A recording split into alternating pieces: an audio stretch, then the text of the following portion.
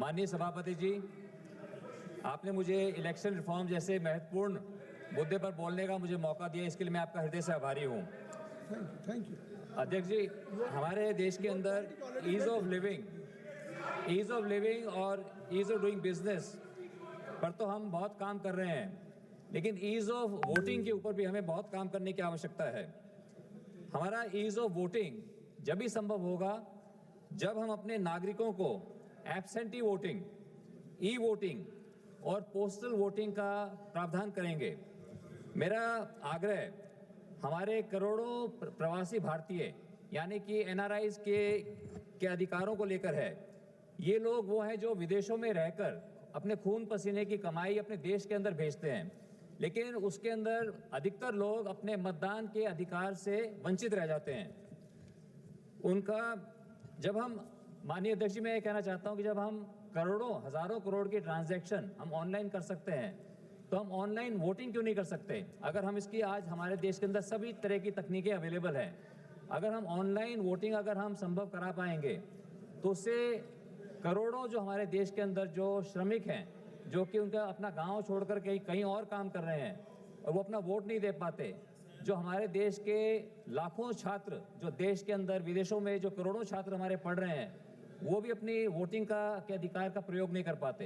तो मेरा आपके माध्यम से सरकार को यह आग्रह है कि हमें online voting, e voting, postal ballot जैसे हमें प्रावधान अपने नागरिकों के लिए करने चाहिए ताकि वो लोग अपने मतदान के अधिकार का प्रयोग कर सकें। और हमें भी ज़रूरी नहीं है कि हम अपने जगह जाकर के ही वोट करें। आज हम बहुत बोलते हैं कि अभी माननीय रूडी जी भी बोल रहे थे कि उनकी बेटी वोट करने के लिए गई, तो मैं यही कहना चाहता हूं कि आज हमें टेक्नोलॉजी का इस्तेमाल करके हमें absentee voting, e voting, online voting पर हमें ध्यान देना चाहिए ताकि हर एक व्यक्ति, चाहे वो देश में हो या विदेशों में हो, वो अपने मतदान के अधिकार का प्रयोग कर सके। धन्यवाद। Thank you.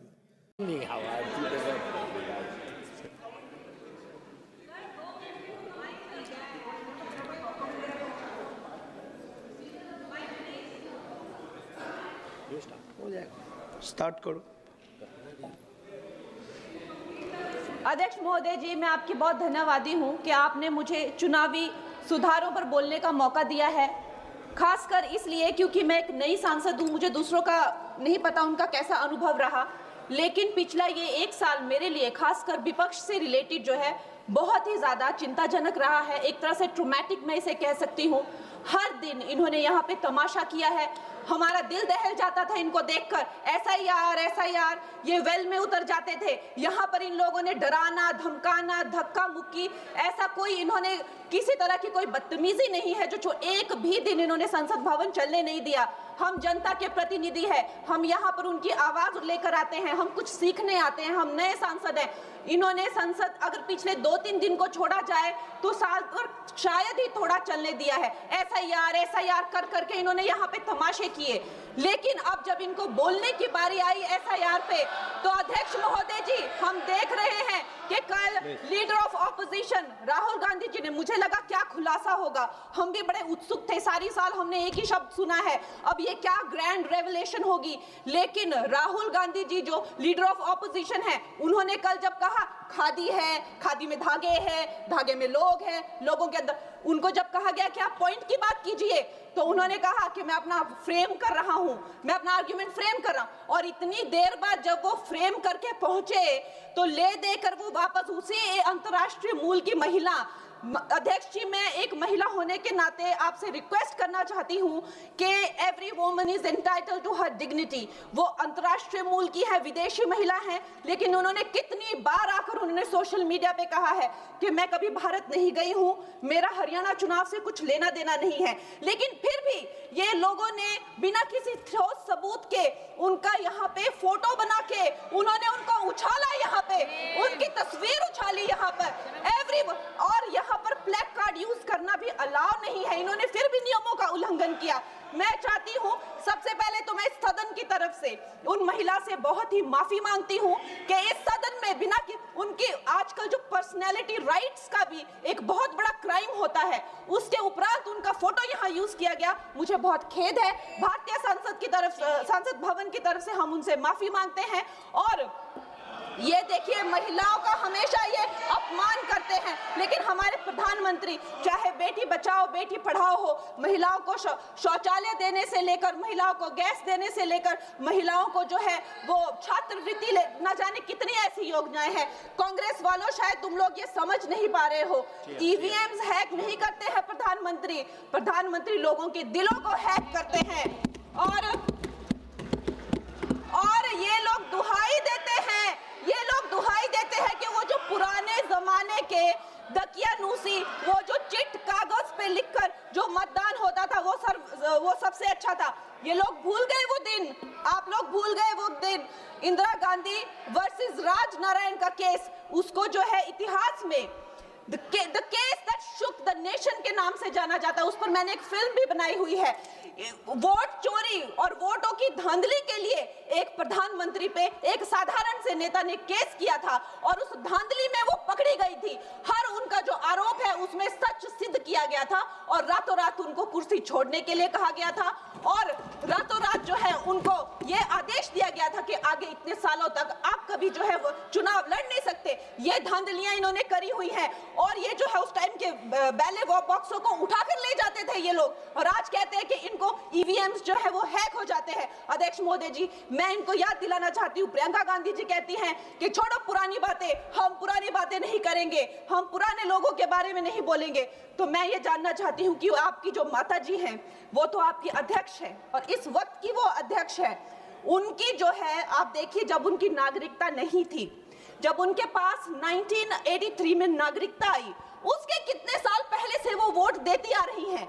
तो ये जो इनका जो परिवार है, एंटाइटलमेंट से जो ग्रस्त ये इनका परिवार है, ये प्रियंका गांधी जी को भी याद रखना चाहिए। चाहे आपका भूतकाल हो, चाहे आपका वर्तमान हो, आप सब लोग, चाहे ईवीएम हो या चाहे कागज पे लिखा हो, जब आप लोगों के चरित्र में जो है किसी तरह की मर्यादा नहीं है, आप लोगों ने कभी भी इस देश का, यहाँ की कानून व्यवस्था का, संविधान का कभी आप लोगों ने सम्मान नहीं किया हुआ है। और अध्यक्ष महोदय जी, बिहार में जैसे ही एसआईआर आया, एसआईआर लागू हुआ, हमारी सरकार ने जो है कम से कम 60 लाख से ज्यादा अवैध, अब ये जो सारे अमाननीय वोट कार्ड है, ये सिर्फ घुसपैठियों के नहीं है। कुछ ऐसे लोग हैं जो माइग्रेट हो गए हैं, कुछ ऐसे भी लोग हैं जो इस दुनिया में है ही नहीं। 60 लाख से ज्यादा। और अगर वो लोग जेन्युइन थे तो उन्होंने, किसी ने तो रिक्वेस्ट करनी चाहिए थी कि भाई मेरा वोटर आईडी कैंसिल हुआ है। उसके उपरांत जो है 21 नए वोटर आईडी जो है उन्होंने दिए हैं और इस तरह का एक माहौल बना बिहार में कि आज तक की सबसे ज्यादा वोटिंग जो है 67% वोटिंग हुई। नागरिकों में ये उत्साह जगा कि जो है इस तरह की जो क्लेंजिंग प्रोसेस है वो होना चाहिए। मैं एक देशभक्त होने के नाते अध्यक्ष महोदय जी, मैं ये प्रपोज करना चाहती हूँ कि हमारे देश में जो है हमेशा महीने 2 महीने बाद हमारे जो शीर्ष नेतृत्व हो गए, सारे अधिकारी हो गए, हमारे जितने भी रिसोर्सेज हैं, हम लोग उनको हर महीने 2 महीने में इलेक्शंस में जो है पुश कर देते हैं। इससे हमारे देश का बहुत ही भारी नुकसान होता है। और मैं ये चाहूंगी कि 1 नेशन 1 इलेक्शन, जो नरेंद्र मोदी प्रधानमंत्री जी जो कहते हैं कि एक वोटिंग जो है डेमोक्रेसी के उत्सव के रूप में, जैसे कि दिवाली होती है, होली होती है, उस रूप में मनाया जाए। क्योंकि ये सिर्फ सरकार का ही नुकसान नहीं है, 10,000 करोड़ से ज्यादा का जो नुकसान होता है सिर्फ वही नहीं है, लेकिन मुझे लगता है कि धीरे धीरे हमारे जो नागरिक भी है उनमें जो वोटिंग फटीक है, बार बार उन्हें जागरूक करना, बार बार कई जगहों से जहां वो काम करते हैं वहां से उनको ट्रैवल करके अपने नेटिव प्लेसेस पे आना और बार बार मार्केटिंग करके, it is exhausting for the whole ecosystem. तो मैं ये प्रपोज करना चाहती हूँ कि 1 नेशन 1 इलेक्शन को लाया जाए और ये जो भी हमें जिस तरह की जो असुविधा होती है हर महीने 2 महीने में इलेक्शंस की, उससे जो है हम बच सकते हैं। जय हिंद। धन्यवाद जी। माननीय सदस्य मियां अल्ताफ अहमद जी।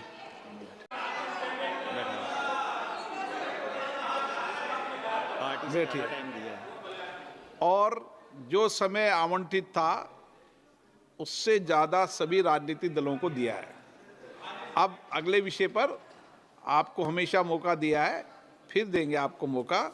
आज मैं माननीय गृह मंत्री जी से आग्रह करता हूँ।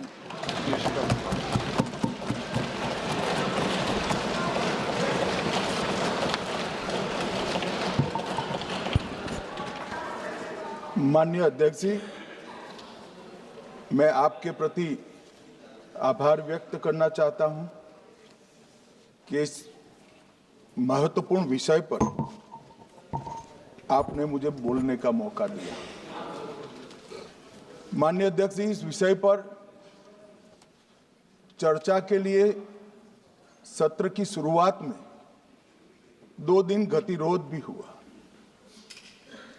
इससे एक प्रकार की गैर समझ, गलत धारणा जनता के बीच में पड़ी कि हम लोग ये चर्चा नहीं चाहते।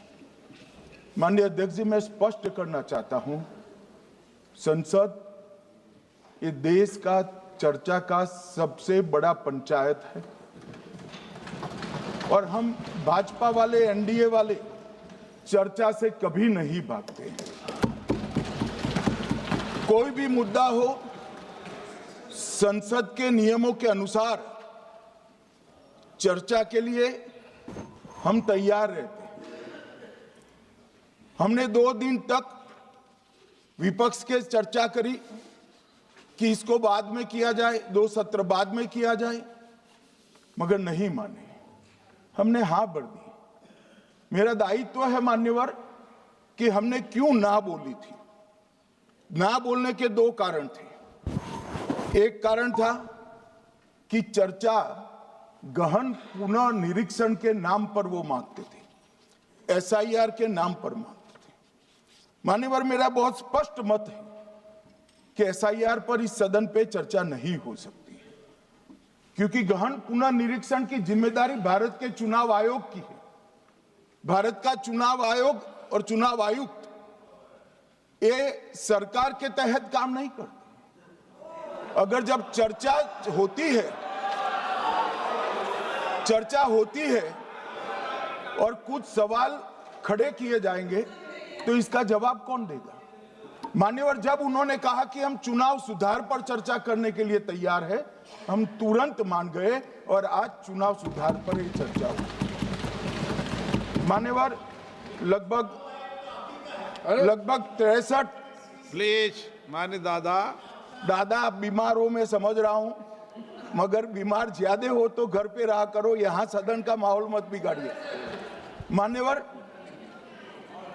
63 सदस्यों ने प्लीज ऐसे माहौल अरे ठीक यार, रहना चाहिए। व्यक्तिगत बात है मेरी और दादा के बीच में। माहौल ठीक रहना चाहिए। मान्यवर, 63 सदस्यों ने पक्ष और विपक्ष से इस चर्चा में हिस्सा लिया है और जो चर्चा का समय हुआ था तय, उससे ज्यादा आपने समय लिया है। इसलिए भी मैं आपका धन्यवाद व्यक्त करना चाहता हूं। मान्यवर, चर्चा तय हुई थी चुनाव सुधारों के लिए, मगर ज्यादातर विपक्ष के सदस्यों ने एसआईआर पर ही चर्चा करी। अब चर्चा इन्होंने जिस तरह से शुरू करी है, जवाब तो मुझे देना पड़ेगा मान्यवर, और मैं मानता हूं उनको सुनना भी चाहिए। मान्यवर, इस एसआईआर पर, गहन पुनर्निरीक्षण पर एक तरफा 4 महीने से झूठ फैलाया और देश की जनता को गुमराह करने का प्रयास किया। और मेरा आग्रह है सदन के पक्ष और विपक्ष के सभी सदस्यों, मैंने एसआईआर की प्रक्रिया का, इससे जुड़े हुए संवैधानिक अनुबंधों का और भूतकाल में जो एसआईआर हुए वो सभी का गहन अभ्यास किया है।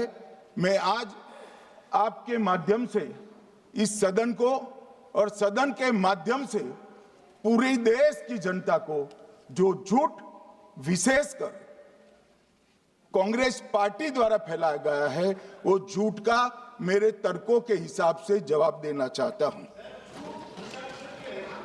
आप बेटे बेटे ज्ञान मत दीजिए। मान्यवर, ये देश के संविधान में, मान्यवर, ये देश के संविधान से संविधान के अनुच्छेद 2 से चुनाव आयोग की रचना हुई। एक प्रकार से चुनाव आयोग एक संवैधानिक संस्था है। संविधान के अंदर चुनाव आयोग का गठन, उसकी शक्तियां, चुनावी प्रक्रिया, मतदाता की परिभाषा और मतदाता सूची को तैयार करने और उसके सुधारने के लिए की शक्तियां, इसके बारे में स्पष्ट प्रावधान किए गए। और मान्यवर, बड़ी विनम्रता से मैं बताना चाहता हूं कि प्रावधान जब किए गए तब हमारी पार्टी बनी ही नहीं थी। हमारी पार्टी के अलावे जो लोग हैं, इन लोगों ने संविधान सभा में चर्चा कर संविधान को बनाया था। इसलिए ये पूरी चुनाव की प्रक्रिया जो संविधान के अंदर व्याख्यायित की गई है और आज जो हो रहा है, ये दोनों के बीच में क्या अंतर है और आरोप क्या है, इसको मैं जवाब देना चाहता हूं। माननीय, फ्री एंड फेयर चुनाव कराने का हमारा संविधान ने जिम्मेदारी चुनाव आयोग की तय की। मतदाता सूची बनाने की और मतदाता सूची में सुधार करने की जिम्मेदारी भी चुनाव आयोग को दी। अनुच्छेद संविधान के भाग 15 में अनुच्छेद 324, इसमें चुनाव आयोग का गठन, चुनाव आयुक्त की नियुक्ति, लोकसभा, राज्यसभा, विधानसभा, उपराष्ट्रपति और राष्ट्रपति, ये सभी चुनाव का संपूर्ण नियंत्रण संविधान ने चुनाव आयुक्त को दिया है। और चुनाव आयुक्त एक से ज्यादा हो तो इलेक्शन कमिश्नर को दिया है। अब 325 जो अनुच्छेद है, वो किसी भी पात्र मतदाता को मतदाता सूची से बाहर नहीं रखा जाता, इसका प्रावधान करता है।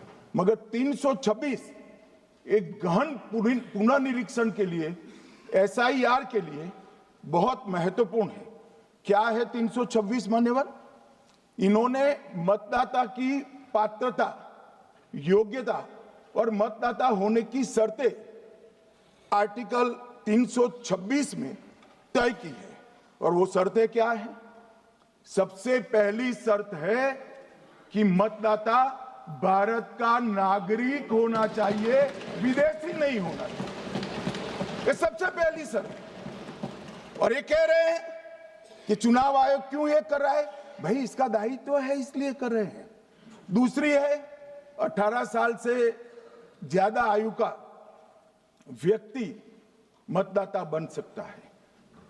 तीसरा, वैधता का निर्धारण मानसिक असमर्थता, अपराध और भ्रष्टाचार में संलिप्तता के लिए जो कानून ने समय समय पर तय किया है, इसके पर।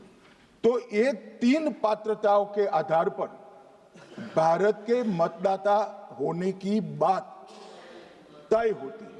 और ये 3 चीजें किसने देखनी है मान्यवर? चुनाव आयुक्त को देखनी है। चीफ इलेक्शन इलेक्शन कमीशन मतलब चीफ इलेक्शन कमिश्नर और कमिश्नर्स ने देखनी है। और 327 में मतदाता सूची, सीमांकन, चुनाव संचालन और उसके लिए कानून बनाने की सिफारिश संसद को करने की सत्ता चुनाव आयोग को दी है। कल हमारे सदस्य मनीष तिवारी कहते थे गहन पुनर्निरीक्षण का इनको अधिकार ही नहीं है। आर्टिकल 327 पूर्ण अधिकार देता है कि मतदाता सूची इस व्याख्या के आधार पर बनाने का अधिकार चुनाव आयोग को है। मान्यवर, अब एसआईआर पर ही सवाल उठा दिए। मान्यवर, इन्होंने कहा कि एसआईआर आज क्यों हो रहा है। मैं इनको थोड़ा इतिहास बता, और मान्यवर एक नई फैशन हो गई है, इतिहास बताते हैं तो नाराज हो जाते हैं कि आप इतिहास मत बताइए। अरे भला कोई भी प्रक्रिया, कोई भी देश, कोई भी समाज इतिहास को छोड़कर कैसे आगे बढ़ सकता है? इतिहास कोई भी समाज का महत्वपूर्ण अंग है। मान्यवर, हमारे लोकतांत्रिक इतिहास की शुरुआत 1952 से हुई। तो सबसे पहला गहन पुनर्निरीक्षण एसआईआर कब हुआ? 1952 में। एसआईआर की क्या जरूरत है वो कहते हैं, इसलिए मैं कहता हूं। तो उस वक्त प्रधानमंत्री कौन थे? जवाहरलाल नेहरू। किस पार्टी से थे? कांग्रेस पार्टी से। दूसरा कब हुआ? 1957 में। फिर जवाहरलाल नेहरू प्रधानमंत्री थे, कांग्रेस पार्टी से थे। तीसरा हुआ 61 में, उसमें भी जवाहरलाल नेहरू प्रधानमंत्री थे और कांग्रेस पार्टी थे। 65-66 में भी हुआ, एक ही गहन पुनर्निरीक्षण 2 साल में हुआ। उस वक्त भी श्री लाल बहादुर शास्त्री प्रधानमंत्री थे, कांग्रेस पार्टी थे। 83-84 में हुआ, इंदिरा जी थी। 87-89 में हुआ, राजीव गांधी थे। 92-93-95 में हुआ, नरसिम्हा राव थे। 2002 और 3 में हुआ, तब श्री अटल बिहारी वाजपेयी थे। मान्यवर, 2004 में गहन पुनर्निरीक्षण समाप्त हुआ, तब डॉक्टर मनमोहन सिंह जी प्रधानमंत्री थे। तो 2, 3, 4 का एक गहन पुनर्निरीक्षण हुआ, एसआईआर हुआ। उसमें 2 साल एनडीए के प्रधानमंत्री थे, भाजपा के थे, और 1 साल डॉक्टर मनमोहन सिंह। 2004 के बाद सीधा 2025 में गहन पुनर्निरीक्षण हो रहा है और इस वक्त हम हैं। एक पूरा गहन पुनर्निरीक्षण एसआईआर की प्रक्रिया का आज तक 2004 तक किसी भी दल ने विरोध नहीं किया है। मान्यवर, क्योंकि ये चुनाव को पवित्र रखने की प्रक्रिया है। चुनाव के उद्देश्यों को, लोकतंत्र को स्वस्थ रखने की प्रक्रिया है। अगर लोकतंत्र में चुनाव जिसके आधार पर होते हैं वो मतदाता सूची ही प्रदूषित है, तो चुनाव कैसे साफ और सुथरे हो सकते हैं? मानो समय समय पर मतदाता सूची का गहन पुनर्निरीक्षण जरूरी है। इसलिए चुनाव आयोग ने फैसला किया कि 2025 में इसको किया जाएगा। मान्यवर, एक बीच में एक घटना मैं जरूर कहना चाहूंगा। 2010 में एक चुनाव आयुक्त महोदय ने निर्णय किया कि रिटर्निंग ऑफिसर को मतदाता सूची में से नाम काटने का अधिकार नहीं है, और उसके बाद से किसी की मृत्यु हुई तो भी नाम नहीं कटते थे। कोई एक क्षेत्र से दूसरे क्षेत्र में गया तो भी नाम नहीं कटते थे। एक व्यक्ति का ट्रांसफर हो गया तो कोयम्बटूर से वो शिमले चला गया, भारत सरकार का कर्मचारी है, तो उसका नाम कोयम्बटूर में भी रहता था, शिमला में रहता था। क्योंकि 2010 में, मैं बताता हूं किस, मैं बख्शूंगा नहीं, आप चिंता मत करो। क्योंकि 2010 में एक व्यवस्था हुई कि किसी का नाम नहीं काट सकते, और उस वक्त भी कांग्रेस पार्टी की सरकार थी। तो एक गहन पुनर्निरीक्षण क्या है? मानिए, एक गहन पुनर्निरीक्षण है कि जिनकी मृत्यु हो गई उनके नाम कट जाए, जो 18 साल से बड़े हो गए उनके नाम जोड़ जाए, जो किसी भी प्रकार से 2 जगह मतदाता है उनके नाम कट जाए, और जो विदेशी नागरिक है उनको चुन चुन कर डिलीट किया जाए। ये गहन पुनर्निरीक्षण। और मैं आज इस मंच से, आपके माध्यम से इस सदन को और देश की जनता को कहना चाहता हूं, क्या कोई भी देश का लोकतंत्र सुरक्षित रह सकता है जब देश का प्रधानमंत्री और राज्य का मुख्यमंत्री कौन हो वो घुसपैठिए तय करेंगे? मान्यवर, नहीं रह सकते। एक मतदाता का एक से ज्यादा जगह पर वोट होना चाहिए। मान्यवर, एक से ज्यादा जगह पर वोट होना चाहिए। जो लोगों का मृत्यु हो चुका है, मान्यवर, जिन लोगों का मृत्यु हो चुका है उनका वोट मतदाता सूची में होना चाहिए। मान्यवर, ये एसआईआर और कुछ नहीं है, मतदाता सूची का शुद्धिकरण है। मैं मानता हूं इससे कुछ दलों के राजनीतिक स्वार्थ आहत होते हैं। मुझे उन दलों के प्रति एक प्रकार से अनुकंपा भी है, क्योंकि देश के मतदाता तो वोट देते नहीं है। ये थोड़े विदेशी दे देते थे, वो भी चले जाएंगे। मगर मान्यवर, क्या हमने भारत के नाते निर्णय करना पड़ेगा कि इस देश की संसद को चुनने के लिए, राज्य की विधानसभा को चुनने के लिए विदेशी को वोट देने का अधिकार देना है या नहीं देना है? और मेरा मत है, मेरा विनम्र मत है मान्यवर, कि ये नहीं देना चाहिए।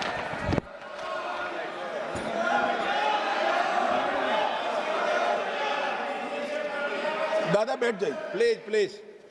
मान्यवर,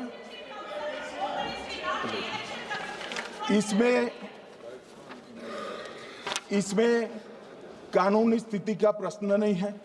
अभी सांसद महोदया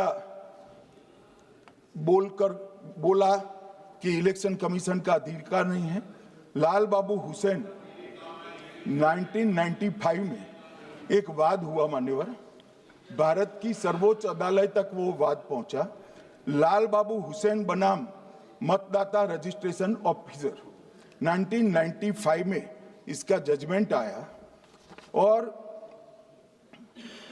उसमें अदालत ने स्पष्ट कहा, देश की सर्वोच्च अदालत ने कहा, मैं नहीं कह रहा, जहां मतदाता का नाम दर्ज किया जाना है वहां रिटर्निंग ऑफिसर ये सुनिश्चित कर सकता है कि आवेदक भारत का नागरिक है या नहीं है। ये लोग जो कहते हैं इलेक्शन कमीशन कैसे तय करेगा, ये इनकी ड्यूटी है और ये हमारा निर्णय नहीं है, भारत की सर्वोच्च अदालत का निर्णय है और हम सब भारत की सर्वोच्च अदालत के निर्णय से बंधे हुए हैं। किसी को भी अगर वेरीफाई करना है तो लाल बाबू हुसैन बनाम मतदाता रजिस्ट्रेशन ऑफिसर 1995 का जजमेंट निकालकर मान्यवर दे दे। मान्यवर, विपक्ष के नेता राहुल गांधी जी ने 5 नवंबर 2025 को एक प्रेस कॉन्फ्रेंस में परमाणु बम फोड़ा। अब वो परमाणु बम के अंदर उन्होंने कहा कि हरियाणा में एक ही घर में 501 वोट पड़ गए। चुनाव आयोग ने इतनी स्पष्टता करी कि हाउस नंबर 265 कोई छोटा मकान नहीं है और 1 एकड़ का पुश्तैनी प्लॉट में अनेक परिवार बस रहे हैं, मगर वहां हर परिवार के घर का नंबर नहीं दिया गया है, इसलिए सब जगह हाउस नंबर 501 दिया गया और एक परिवार की तो 3 पीढ़ियां साथ में रह सकती है। और पुराने नंबर से ही जब हरियाणा में कांग्रेस की सरकार चुनी गई तब से ये नंबर इसी तरह से चल रहा है। ये ना कोई फर्जी घर है ना फर्जी वोटर है। मान्यवर, वोट चोरी का नैरेटिव बनाने के लिए मान्यवर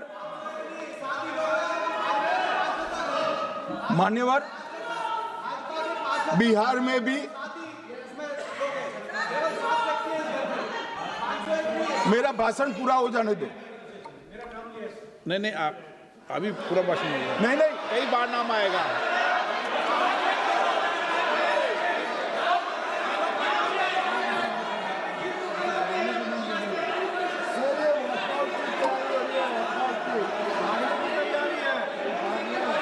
माननीय सदस्य,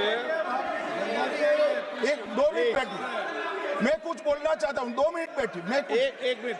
माननीय सदस्य, 1 मिनट। मान्यवर, मेरा विपक्ष के नेता से एक निवेदन है कि 2 मिनट सुन ले मुझे, बाद में उनको बोलने का मौका दीजिए। मान्यवर, 2 मिनट। मान्यवर, मेरा आपसे विनम्र निवेदन है, मैं आधी रात तक बैठने के लिए तैयार हूं, मुझे कोई आपत्ति नहीं। मेरा भाषण समाप्त हो जाए, अरे सुनिए ना भाई, सुनो ना, 2 बड़े बोलते हैं तब बीच में नहीं बोलते। मान्यवर, मेरा भाषण समाप्त हो जाए। प्लीज नहीं। मान्यवर, मेरा भाषण समाप्त हो जाए बाद में, इसमें जितने भी मुद्दे विपक्ष के नेता खड़े करेंगे, मैं मेरी मर्यादा में इसका जरूर जवाब दूंगा, मुझे कोई आपत्ति नहीं। मेरा विनंती इसलिए है माननीय,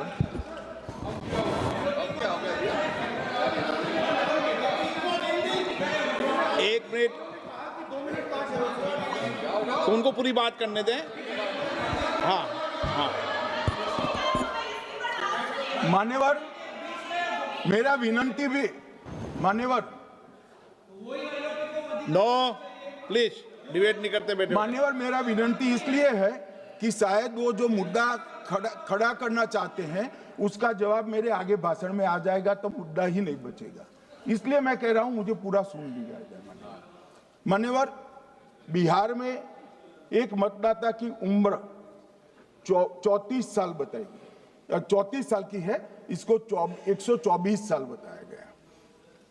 सच था कि इसमें उम्र 124 बार छपी थी। बाद में मिंता देवी जी ने खुद बताया कि उन्होंने ऑनलाइन आवेदन किया था और वो ऑनलाइन आवेदन करने में गलती हो गई, इसके कारण उम्र 124 बार साल छपी थी। अब इसके आधार पर मतदाता सूची पर प्रश्न कर दिए।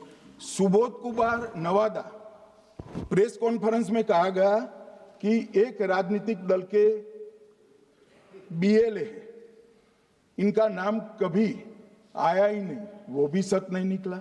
रंजू देवी रोहतास, उनको कहा कि एक कार्यकर्ता, उन्होंने बाद में रंजू देवी जी ने स्टेटमेंट दिया, जबरन बुलाकर उनकी वोटर लिस्ट से नाम काट लिया गया, ऐसा आरोप हुआ।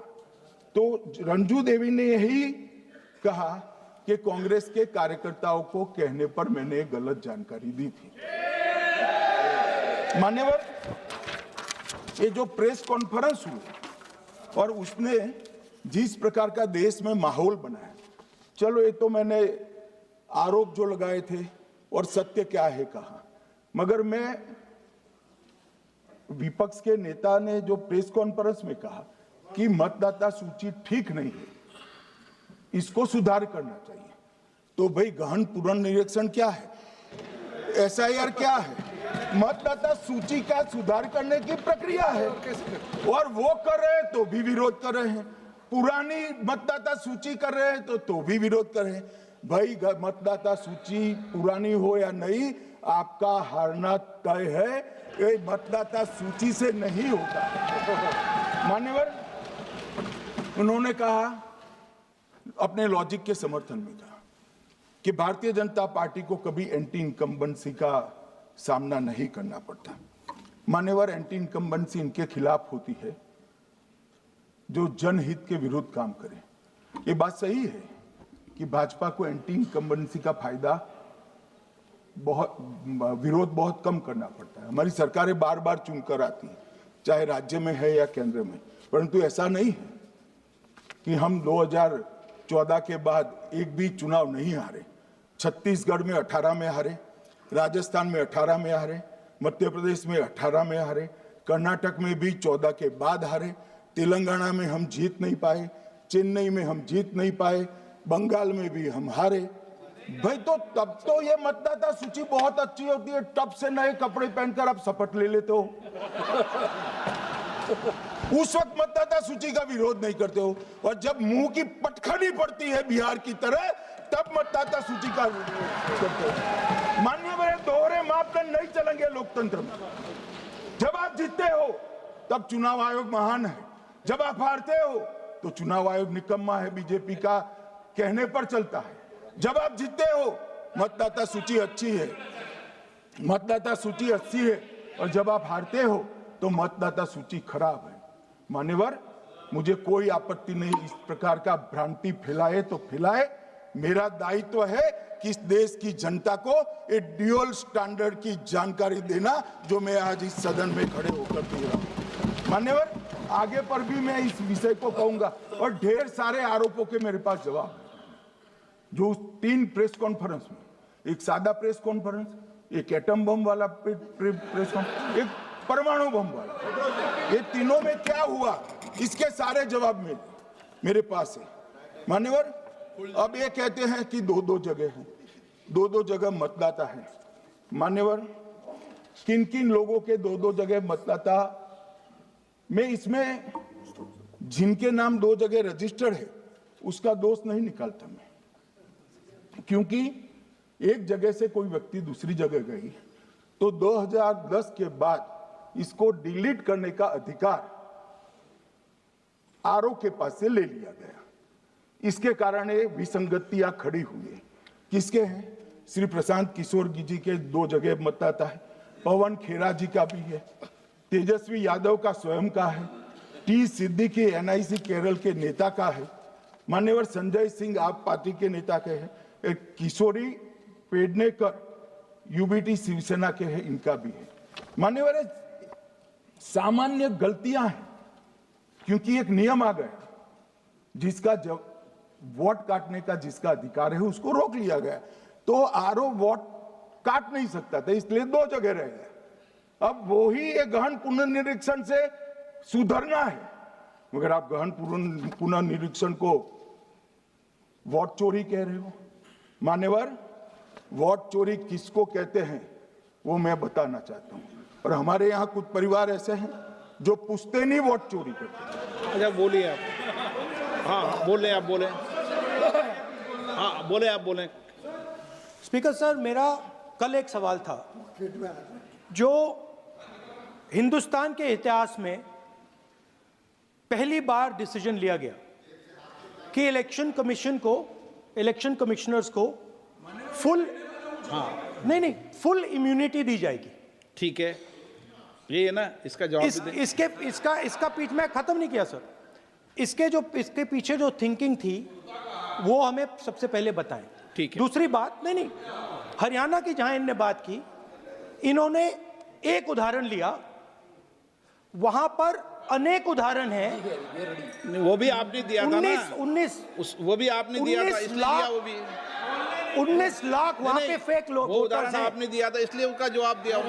और ये भी हमें बता दीजिए, actually let us have a debate on my press conference.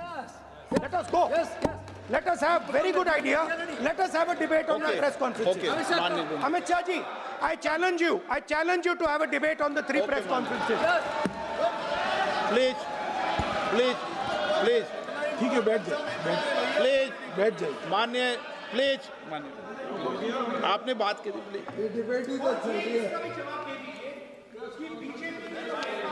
Uttar Pradesh में और हरियाणा में दोनों चुनाव में वोट कैसे दे रहे हैं? प्लीज ये भी जवाब दे दीजिए।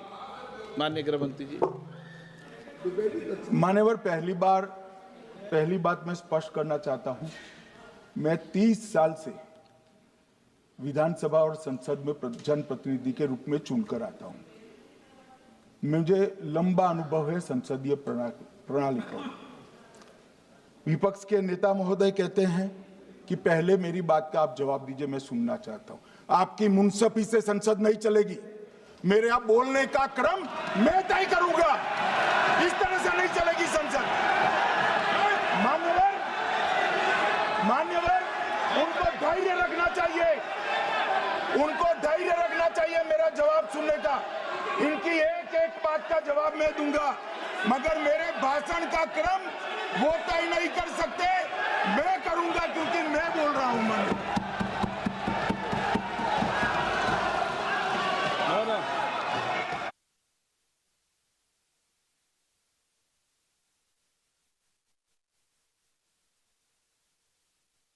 एक मिनट गृह मंत्री जी, एक मिनट गृह मंत्री, क्या गलत बोला उन्होंने यही बोला, आपने जो बात उठाई है मुझे कब बोलना है मैं तय करूंगा, यही बोला ना, उसमें क्यों उत्तेजित हो रहे हो आप? हाँ, आपके 2-2 मिनट में खड़े होने से थोड़ी जवाब देते रहेंगे। नो, माननीय गृह मंत्री, नहीं होगा। मैं आपको फिर मौका दूंगा, आपको। आप बोलिए। हाँ बोलिए सर, ये बोलिए। आपने अगर अमित शाह जी का रिस्पांस देखा तो ये कंप्लीटली डिफेंसिव रिस्पांस है, ये घबराया हुआ रिस्पांस है, ये डरा हुआ रिस्पॉन्स है। अब सुनिए पूरी बात, प्लीज प्लीज ये माननीय नो सच्चा रिस्पॉन्स नहीं है। माननीय गृह मंत्री जी, मान्यवर आपके चेहरे पर बैठो बैठो, मान्यवर आपके चेहरे पर चिंता की लकीरें मैं देख रहा हूँ कि मैं क्या बोलूंगा। मैं उनके उकसावे में नहीं आऊंगा, मैं मेरे विषय पर बोलूंगा। मान्यवर, मैंने इतना ही कहा कि मैं मेरे भाषण का क्रम मैं तय करूंगा। मेरे भाषण का पहले क्या बोलना, बाद में क्या बोलना, मैं तय करूंगा। और मैं मानता हूं कि हर एक वक्ता का ये अधिकार है, उनका भी है, मेरा भी है। कल वो बोल रहे तो हम ऐसा थोड़ी ना बोले आप झूठ क्यों बोल रहे हो, हम नहीं बोले, नहीं बोल सकते साहब। वो माननीय विपक्ष के नेता है, वो बोल सकते अपना भाषण मान्यवर। और मैंने तो ये भी कहा, मेरा पूरा भाषण छूट कर कुछ बच जाता है तो आप पूछिएगा, मैं जवाब दूंगा। मगर अब धैर्य भी चाहिए और सुनना भी चाहिए, दोनों चीजें करनी पड़ती है। मान्यवर, वोट चोरी का कोहराम बचा। मैं वोट चोरी किसको कहते हैं वो बताना चाहता हूं। वोट चोरी के 3 आयाम हैं। एक तो मतदाता नहीं है, मतलब योग्यता नहीं है, और आप वोटर बन जाते हो तो वोट चोरी माना जाएगा। दूसरा, आप गलत प्रकार से चुनाव जीतते हो तो वोट चोरी माना जाएगा। और तीसरा, जनादेश को डिफाई करते हो, मतलब वोट के विपरीत आप कोई पद प्राप्त कर लेते हो तो भी एक प्रकार से वोट चोरी होता है।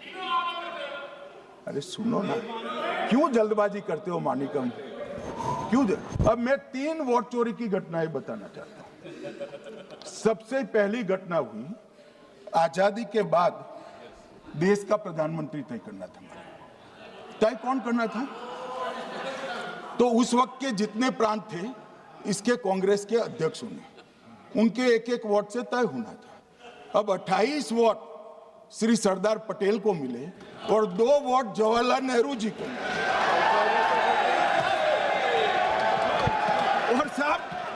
और साहब प्रधानमंत्री जवाहरलाल जी बने।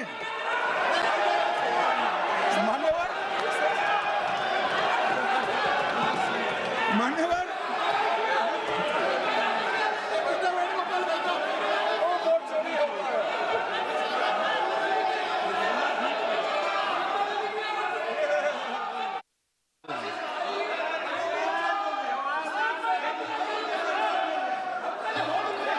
प्लीज माननीय गृह मंत्री जी, माननीय गृह मंत्री जी,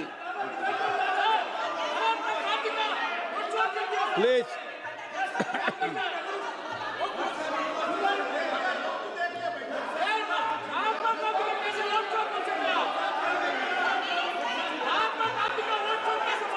बैठो बैठो, बैठिए माने, प्लीज प्लीज प्लीज।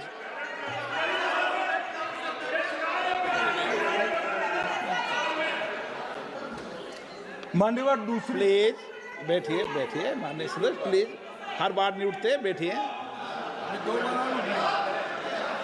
मान्यवर, दूसरे प्रकार की वोट चोरी और नैतिक तरीके से चुनाव जीतना, ऐसी वोट चोरी भी भूतकाल में एक बार हुई थी। श्रीमती इंदिरा गांधी रायबरेली से चुनी गई। इलाहाबाद हाईकोर्ट में श्री राजनारायण पहुंचे कि चुनाव नियमों के अनुसार नहीं हुआ। इलाहाबाद हाईकोर्ट ने ये तय कर दिया कि श्रीमती गांधी ने उचित तरीके से चुनाव नहीं जीता है, हम इसको रद्द कर दें। मान्यवर, ये भी वोट चोरी थी, बहुत बड़ी वोट चोरी थी। और उसके बाद में क्या हुआ? उसके बाद में वो वोट चोरी को ढकने के लिए संसद में कानून लाया कि प्रधानमंत्री के खिलाफ कोई केस ही नहीं हो सकता। मैं विपक्ष के नेता को कहना चाहता हूं, इम्यूनिटी की बात आप चुनाव आयोग की पूछ रहे हैं, इसका तो मैं जवाब दूंगा, इम्यूनिटी का। मगर ये इम्यूनिटी जो श्रीमती गांधी ने दी थी, इसके लिए आपका क्या कहना है? और उन्होंने तो स्वयं के लिए ले ली, उनका आरोप है। प्लीज ऐसे नहीं चलता। मान्यवर आप जब बोले, जब 5-5 मिनट में उठेंगे क्या? ये मान्यवर उनका नौ, आरोप है। आप भी बोले, आप भी बोले, आप भी बोले। 9 गलत, 1-1 मिनट में सदस्य नहीं उठेगा ना। मान्यवर उनका आरोप है कि सरकार ने बनाया तो लोकतंत्र ने बनाया, तो जो समय का केस था वो बताया है, आगे का तो बताया। मोदी जी को भी सब लोगों ने प्रधानमंत्री बनाया है भाई, आपकी कृपा से नहीं बने हैं।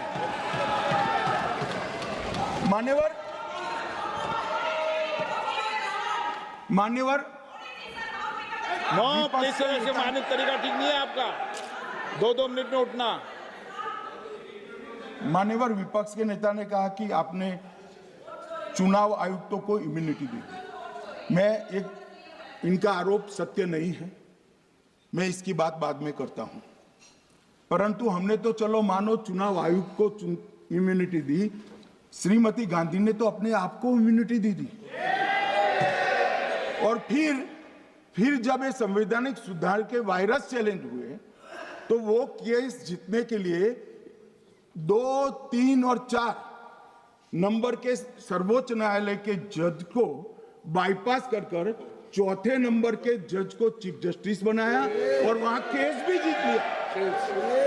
और मान्यवर ये तो इतिहास है, कौन झुठला सकता है? इनको कोई पढ़ाता नहीं है इतिहास, ये तो इतिहास है, सर्वोच्च अदालत और संसद के रिकॉर्ड में रखा हुआ इतिहास है। इसके खिलाफ लल्लन सिंह जैसे कितने लोग पूरा जीवन लड़े बिहार में, इमरजेंसी के खिलाफ जेल में गए, लाखों लोग गए। और तीसरी वोट चोरी कहना चाहता हूं, तीसरी वोट चोरी का प्रकार मैंने बताया था कि योग्यता नहीं है और मतदाता बन जाना। अभी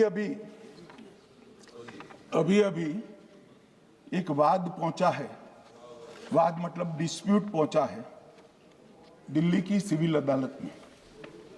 उसमें डिस्प्यूट ये है कि सोनिया गांधी जी इस देश की नागरिक बनने से पहले मतदाता बने।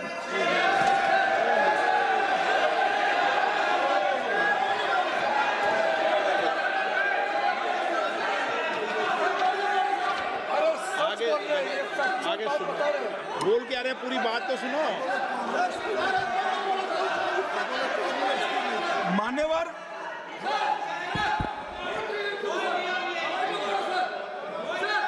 मान्यवर मैंने इतना ही कहा है कि अदालत में केस चल रहा है जो फैक्चुअल है।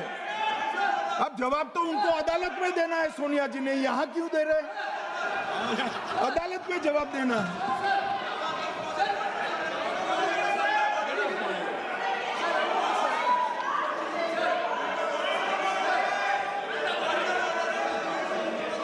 बीच के भाषण में पॉइंट ऑफ ऑर्डर नहीं होता। नहीं मुझे याद है जो माननीय सदस्य नहीं है, ये 352 ये रहा, 352 टेबल पे रहता है, मुझे जवान याद है 352। Home Minister is speaking about an issue which is pending in the court. Actually, what happens is, Rosavilla court, some BJP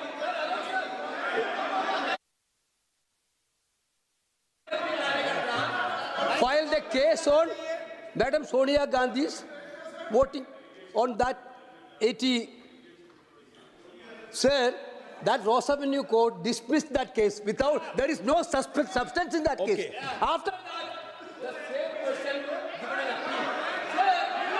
Gandhi not even voted in that election. I am challenging Home Minister. Okay. Sonia Gandhi not even voted that election. Can you prove it? Can you prove it? Sir, misleading statement a Home Minister doing. Sir, you are. What is this, sir? एक minute please दादा, एक minute please. No, बैठिए। No मान्य please. देखिए माननीय सदस्य, 2 दिन से मैं चर्चा को सुन रहा हूं और 2 दिन से चर्चा को सुन रहा हूं और 352 आपने भी पढ़ा है, मैंने भी पढ़ा है, ठीक है ना। कई बार इधर से भी उधर से भी इस विषय को कई बार बोला गया है। जब डिबेट चलती है उसके संदर्भ में कई विषयों को बोला जाता है, ठीक है ना। और इसीलिए सुनिए बात, माननीय गृह मंत्री जी ने, आपने आधी बात सुनकर हर 2-2 मिनट में उठने लगोगे, ऐसे चर्चा नहीं होती। आप उनकी पूरी बात को सुनिए, क्या संदर्भ था, उन्होंने कोई फैसला नहीं दिया है, उन्होंने एक जानकारी जो आई है वो जानकारी सदन के पटल पे रखी है। अब मुझे सुनिए तो, अब आपने एक मुद्दा खड़ा किया, मुझे जवाब तो देने दीजिए।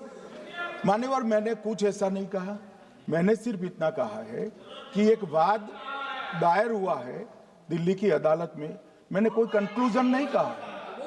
मैंने कहा कंक्लूजन का, मैंने कोई कंक्लूजन नहीं कहा। कंक्लूजन तो जब उनका नोटिस का जवाब वो दे देगी तब अदालत देगी, तब फिर से बताऊंगा मैं। मगर अभी तो मैंने सिर्फ इतना कहा है कि वहां एक केस रजिस्टर्ड हुआ है जिसमें श्रीमती गांधी को नोटिस इश्यू किया है। इसमें इतने लाल पीले होने की जरूरत क्या है? मान्यवर, हम सबका साझा दायित्व है, हम भी विपक्ष में बैठे, हम चुनाव जितने जीते हैं इससे ज्यादा हारे हैं। हम लोगों का तो एक प्रकार से पौना जिंदगी ही विपक्ष में ही चला गया, चाहे राज्य हो या केंद्र हो। कई चुनाव हमारे, हमने चुनाव आयुक्त और चुनाव आयोग पर कभी आरोप नहीं लगाए। एक नया पैटर्न खड़ा हुआ, एक नया पैटर्न। मैं पूरा वाक्य नहीं बताना चाहता।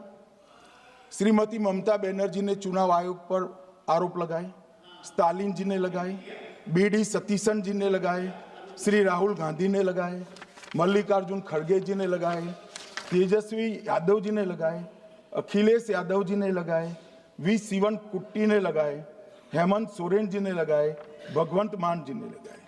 अब पहले तो ऐसी परंपरा सिर्फ कांग्रेस पार्टी में थी, मगर संपर्क का दोष कहता होता है साहब, ये सारे इंडिया अलायंस वाले चुनाव आयोग के खिलाफ आए। मान्यवर, चुनाव आयोग एक तटस्थता से चुनाव कराने वाला संस्थान बनाया गया और इसकी मान्यता कोई पॉलिटिकल पार्टी ने नहीं दी, भाग और अनुच्छेदों के तहत हमारे संविधान ने दी है। और ये संवैधानिक प्रक्रिया है। ये संवैधानिक प्रक्रिया पर सवाल खड़े कर कर, अनर्गल आरोप कर कर आप पूरे चुनाव आयोग की एक प्रकार से पूरे दुनिया में इसकी छवि को धूमिल करने का काम कर रहे हैं। आपको लगता है कि आप सरकार की छवि धूमिल करें? ना जी, आप पूरी दुनिया में भारत के लोकतंत्र की छवि को धूमिल करें। मान्यवर, सरकार का तो इतना ही सवाल है, मान्यवर सरकार का तो इतना ही सवाल है कि भारत के मतदाता क्या सोचेंगे। मगर मतदाता का सोचने का सवाल नहीं है। मतदाता को तो मालूम है कि हमने तो वोट दिया है इसलिए चुनकर आए हैं, तो उसके मन में कोई डाउट नहीं है। ये वोट चोरी करते रहे, घुसपैठिया बचाओ यात्रा निकाली और बिहार में 2/3 बहुमत से हम जीत गए। मान्यवर, ये जो नई परंपरा शुरू हुई कि देश के अंदर चुनाव न जीते तो चुनाव आयोग को बदनाम करो, चुनाव प्रक्रिया को बदनाम करो, मतदाता सूची को बदनाम करो, ये हमारे लोकतंत्र का भला नहीं करेगी। यही आयुक्त के तहत, यही सरकार के होते हुए आप कई चुनाव जीते हैं, हम कुछ नहीं बोले हैं, हम पार्टी में बैठकर इसकी मीमांसा की, मगर ये लोग चुनाव आयोग पर। प्लीज नो, आप बैठिए, आप ठीक है बैठिए। माननीय सदस्य प्लीज प्लीज। मान्यवर, मैं थोड़ी स्पष्टता के लिए आंकड़ा देना चाहता हूं। मई 14 में श्रीमान नरेंद्र मोदी इस देश के प्रधानमंत्री बने, तब से उनको आपत्ति है। तो एनडीए क्या क्या जीती? 3 लोकसभा चुनाव हम जीते, 41 राज्यों के विधानसभा चुनाव जीते, तो हम 44 विधानसभा टोटल चुनाव जीते हैं 2024 से 25 तक। मगर वो भी 30 चुनाव जीते हैं, अलग अलग विधानसभा में 30 जगह पे। अगर मतदाता सूची करेक्ट है तो क्यों शपथ लिया, क्यों चुनाव लड़ा? आप बताइए देश की जनता को। आप लोग यहाँ कैसे पहुंचे? श्री राहुल गांधी जहां से चुनकर आए थे, वो वायनाड की मतदाता सूची में भी मेरी पार्टी ने प्रेस कॉन्फ्रेंस कर इसी प्रकार की डिस्क्रिपेंसी को बताया है। इसका जवाब नहीं देते। हमने अमेठी का भी बताया है, इसका जवाब नहीं देते हैं। मान्यवर, एक चुनाव की मतदाता सूची में जो थोड़ी बहुत गलतियां हैं,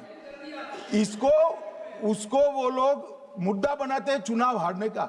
चुनाव हारने का कारण है नहीं, मैं अंत में बताऊंगा क्यों हारते हो चुनाव, मैं बताऊंगा मान्यवर अंत। परंतु फिर भी चलो मान ले कि मतदाता सूची ठीक नहीं है, तो गहन पुनर्निरीक्षण का मतलब ही ये है कि मतदाता सूची को सुधारने की प्रक्रिया। अब इसमें आपके बीएलए सहयोग नहीं करते हैं, आप उसका बहिष्कार का ऐलान करते हो, आपकी राज्य सरकारें जहां है वो मदद कम करती हैं, तो कैसे मतदाता सूची का शुद्धिकरण होगा? जो आपकी डिमांड है वो ही चुनाव आयोग कर रहा है। आपकी डिमांड है कि मतदाता सूची ठीक हो, वो चुनाव आयोग कर रहा है। मगर हुआ क्या है मान्यवर मालूम है? इनको अब अगर प्रेस में कोई पत्रकार उनको पसंद ना आए ऐसा सवाल पूछते हैं तो तुम बीजेपी के एजेंट हो ऐसा कहते हैं। मान्यवर, सवाल जो भी हो उसको लेना चाहिए। मान्यवर, पत्रकार कभी बीजेपी का एजेंट नहीं होता है। मगर आप अगर ऐसा मानते हो कि लोकतंत्र में आपको पसंद आए ऐसे ही सवाल पत्रकार पूछे, तो ये नहीं हो सकता। इमरजेंसी नहीं है भाई, इमरजेंसी नहीं है। मान्यवर, एक प्रेस में कोई सवाल पूछता है तो कहते हैं बीजेपी के एजेंट हो। केस हारते हैं तो जज पर आरोप कर देते हैं, चुनाव हारते हैं तो ईवीएम पर आरोप करते हैं। ईवीएम की दलील अब गले नहीं उतरती तो वोट चोरी का मुद्दा लेकर आए। वोट चोरी का मुद्दा लेकर पूरा बिहार में यात्रा निकाली, फिर भी हार गए। अब हारने का कारण आपका नेतृत्व है, ये हारने का कारण ईवीएम और मतदाता सूची नहीं। और अगर ये मानते हैं मान्यवर, अगर ये मानते हैं कि इनको कोई पूछने वाला नहीं है, भगवान करे मैं गलत पड़ जाऊं, कांग्रेस के कार्यकर्ता इनका हिसाब मांगेंगे। एक दिन कांग्रेस के कार्यकर्ता इनका हिसाब मांगेंगे कि इतने चुनाव कैसे हार गए। मान्यवर, कोई जज आजादी के इतने साल में नहीं हुआ है मान्यवर कि कोई जज एक जजमेंट दे तो जज के खिलाफ इंपीचमेंट लेकर आते हैं। अपनी वोट बैंक को एड्रेस करने के लिए इंपीचमेंट लेकर आते हैं मान्यवर। और ये सारे ने तो साइन कर दिया, साथ ही साथ उद्धव जी ने भी साइन कर दिया। उद्धव जी, जजमेंट क्या है? एक पहाड़ी पर मान्यता है कि हाँ सबसे ऊपर दिया जलाया जाए। मान्यवर, एक वोट बैंक को संभालने के लिए एक हाईकोर्ट के जज के सामने इंपीचमेंट लेकर आए हैं। देश की जनता उनको मदद नहीं करे।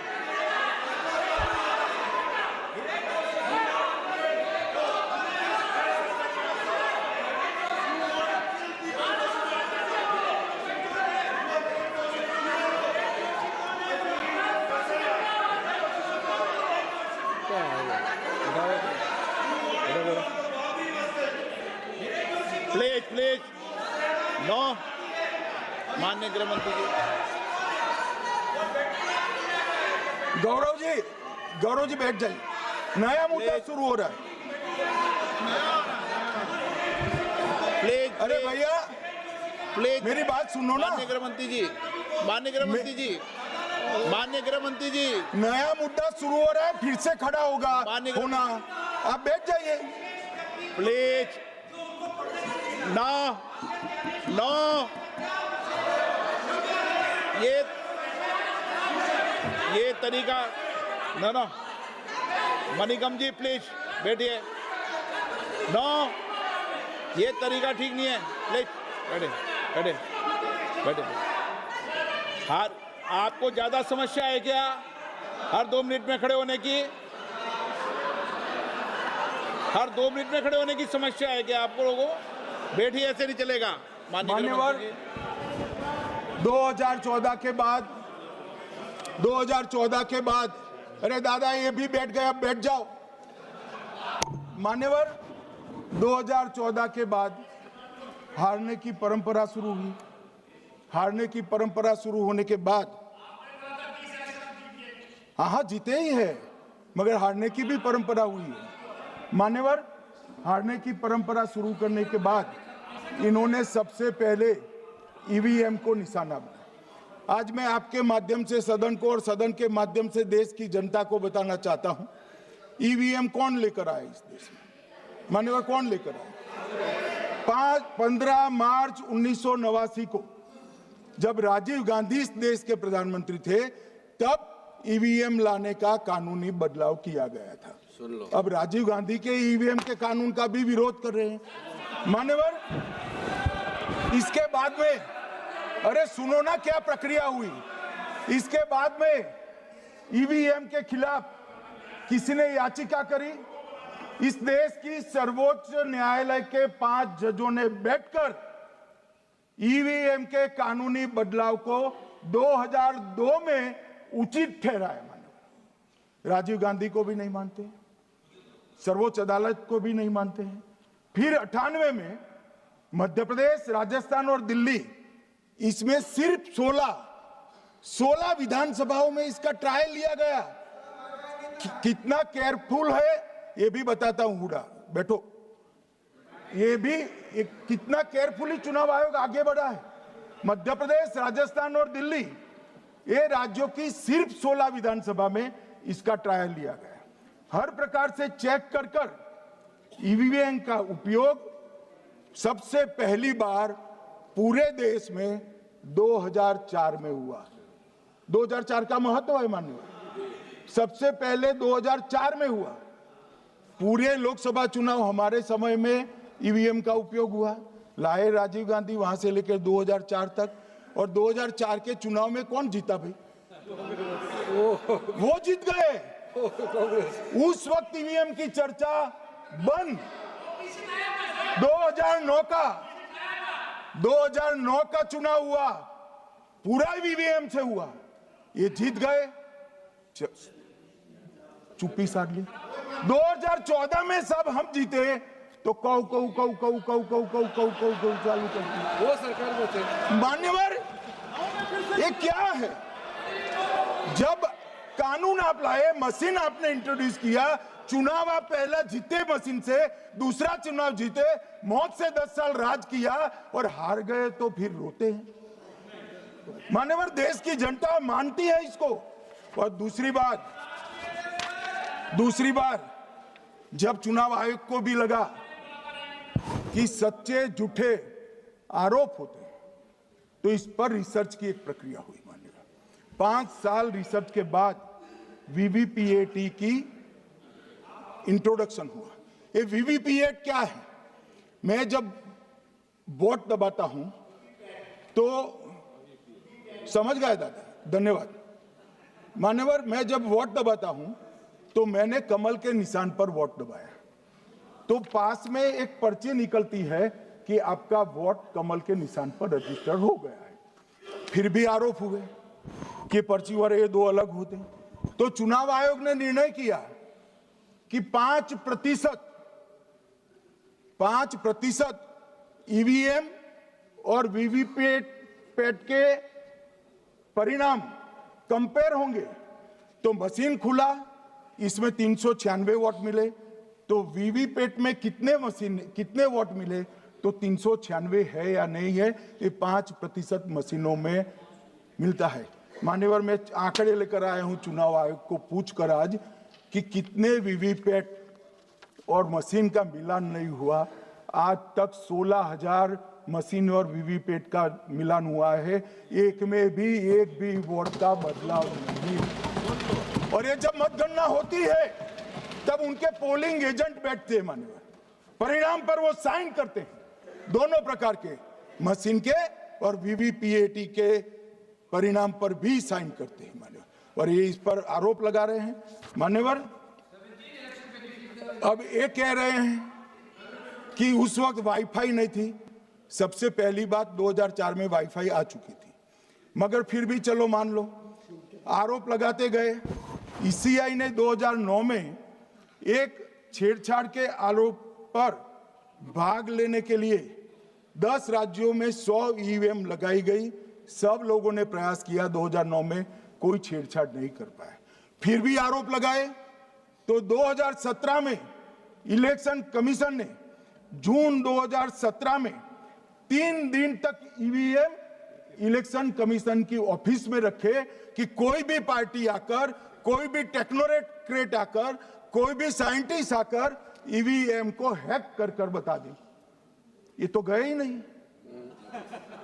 ये नहीं गए मान्यवर। ये सिर्फ प्रेस में आरोप करते, ना अदालत में जाते हैं, ना चुनाव आयोग के पर जाते मान्यवर, मगर एक्सपर्ट भी नहीं गए।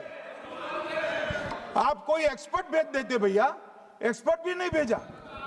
और मान्यवर 2017 में फिर चुनाव आयोग इस निर्णय पर पहुंचा कि आने वाले सब चुनाव ईवीएम से होते हैं। अब चुनाव आयोग ने तो निर्णय कर दिया, मगर मैं भी साहब थोड़ा ज्यादा सोचता हूं। तो मैंने सोचा ये चुनाव आयोग कहता है कुछ नहीं हो रहा है, कुछ नहीं हो रहा है, तो ये लोग आरोप क्यों लगा रहे हैं?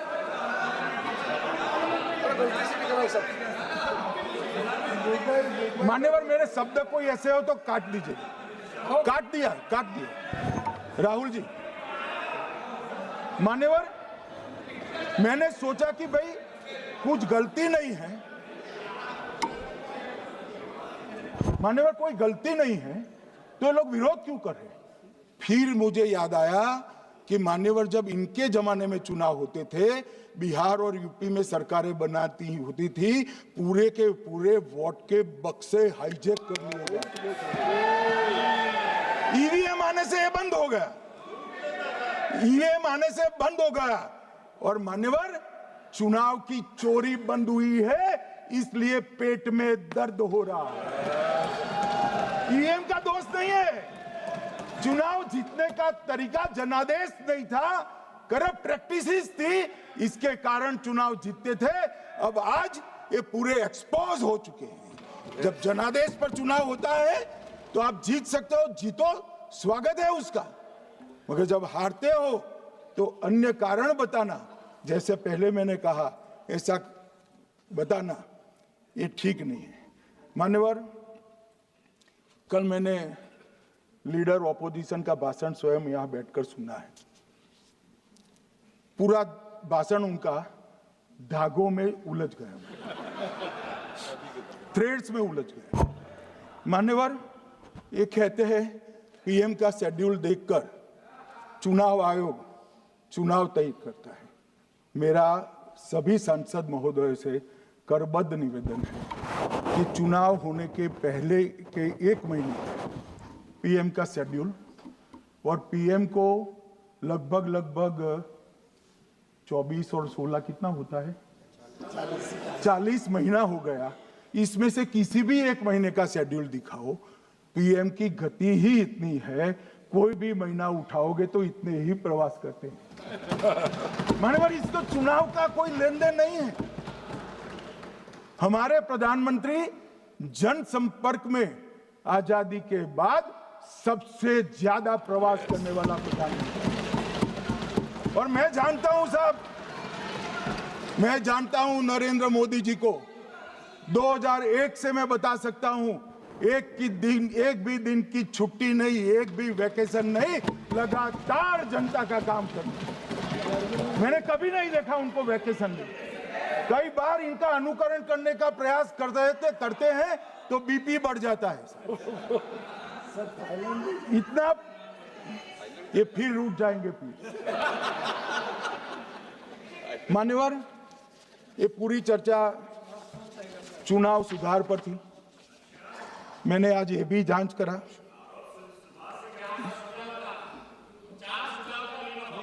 सुनो ना, जरा धैर्य रखो भाई। मान्यवर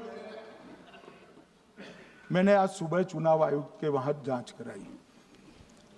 जांच मतलब कोई गोपनीय चीज नहीं पूछी है, आप इसका इशू मत बने। मैंने ये पूछा कि चुनाव सुधार के लिए मई 2014 के बाद कौन सी पार्टी से कितने आवेदन आपको मिले, क्योंकि चुनाव सुधार जो करना है इसकी प्रक्रिया क्या है मान्यवर?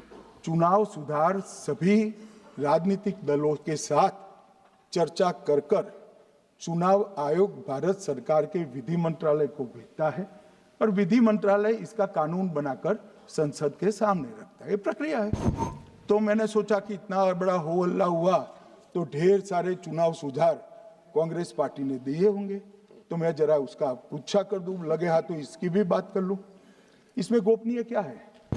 तो मैंने पूछा तो साहब मुझे एक रहस्य मालूम पड़ा कि आज तक मई 2014 से चुनाव आयोग को एक भी चुनाव सुधार का सुझाव कांग्रेस पार्टी से नहीं मिला। मान्यवर,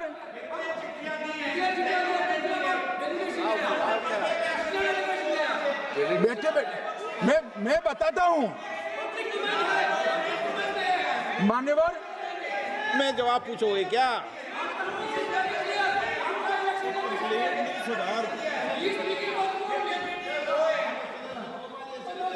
आप भी बोले, हर बोलने पर एक एक बार उठेंगे क्या? हर चीज का जवाब पूछेंगे क्या आप? नो, ये तरीका ठीक नहीं है। नो, ये तरीका ठीक नहीं है। नो, नो माननीय सदस्य, प्लीज बैठिए, बैठिए, बैठिए, बैठिए, बैठिए, बैठिए, बैठिए, बैठिए। अच्छी परंपरा रखें। ओके।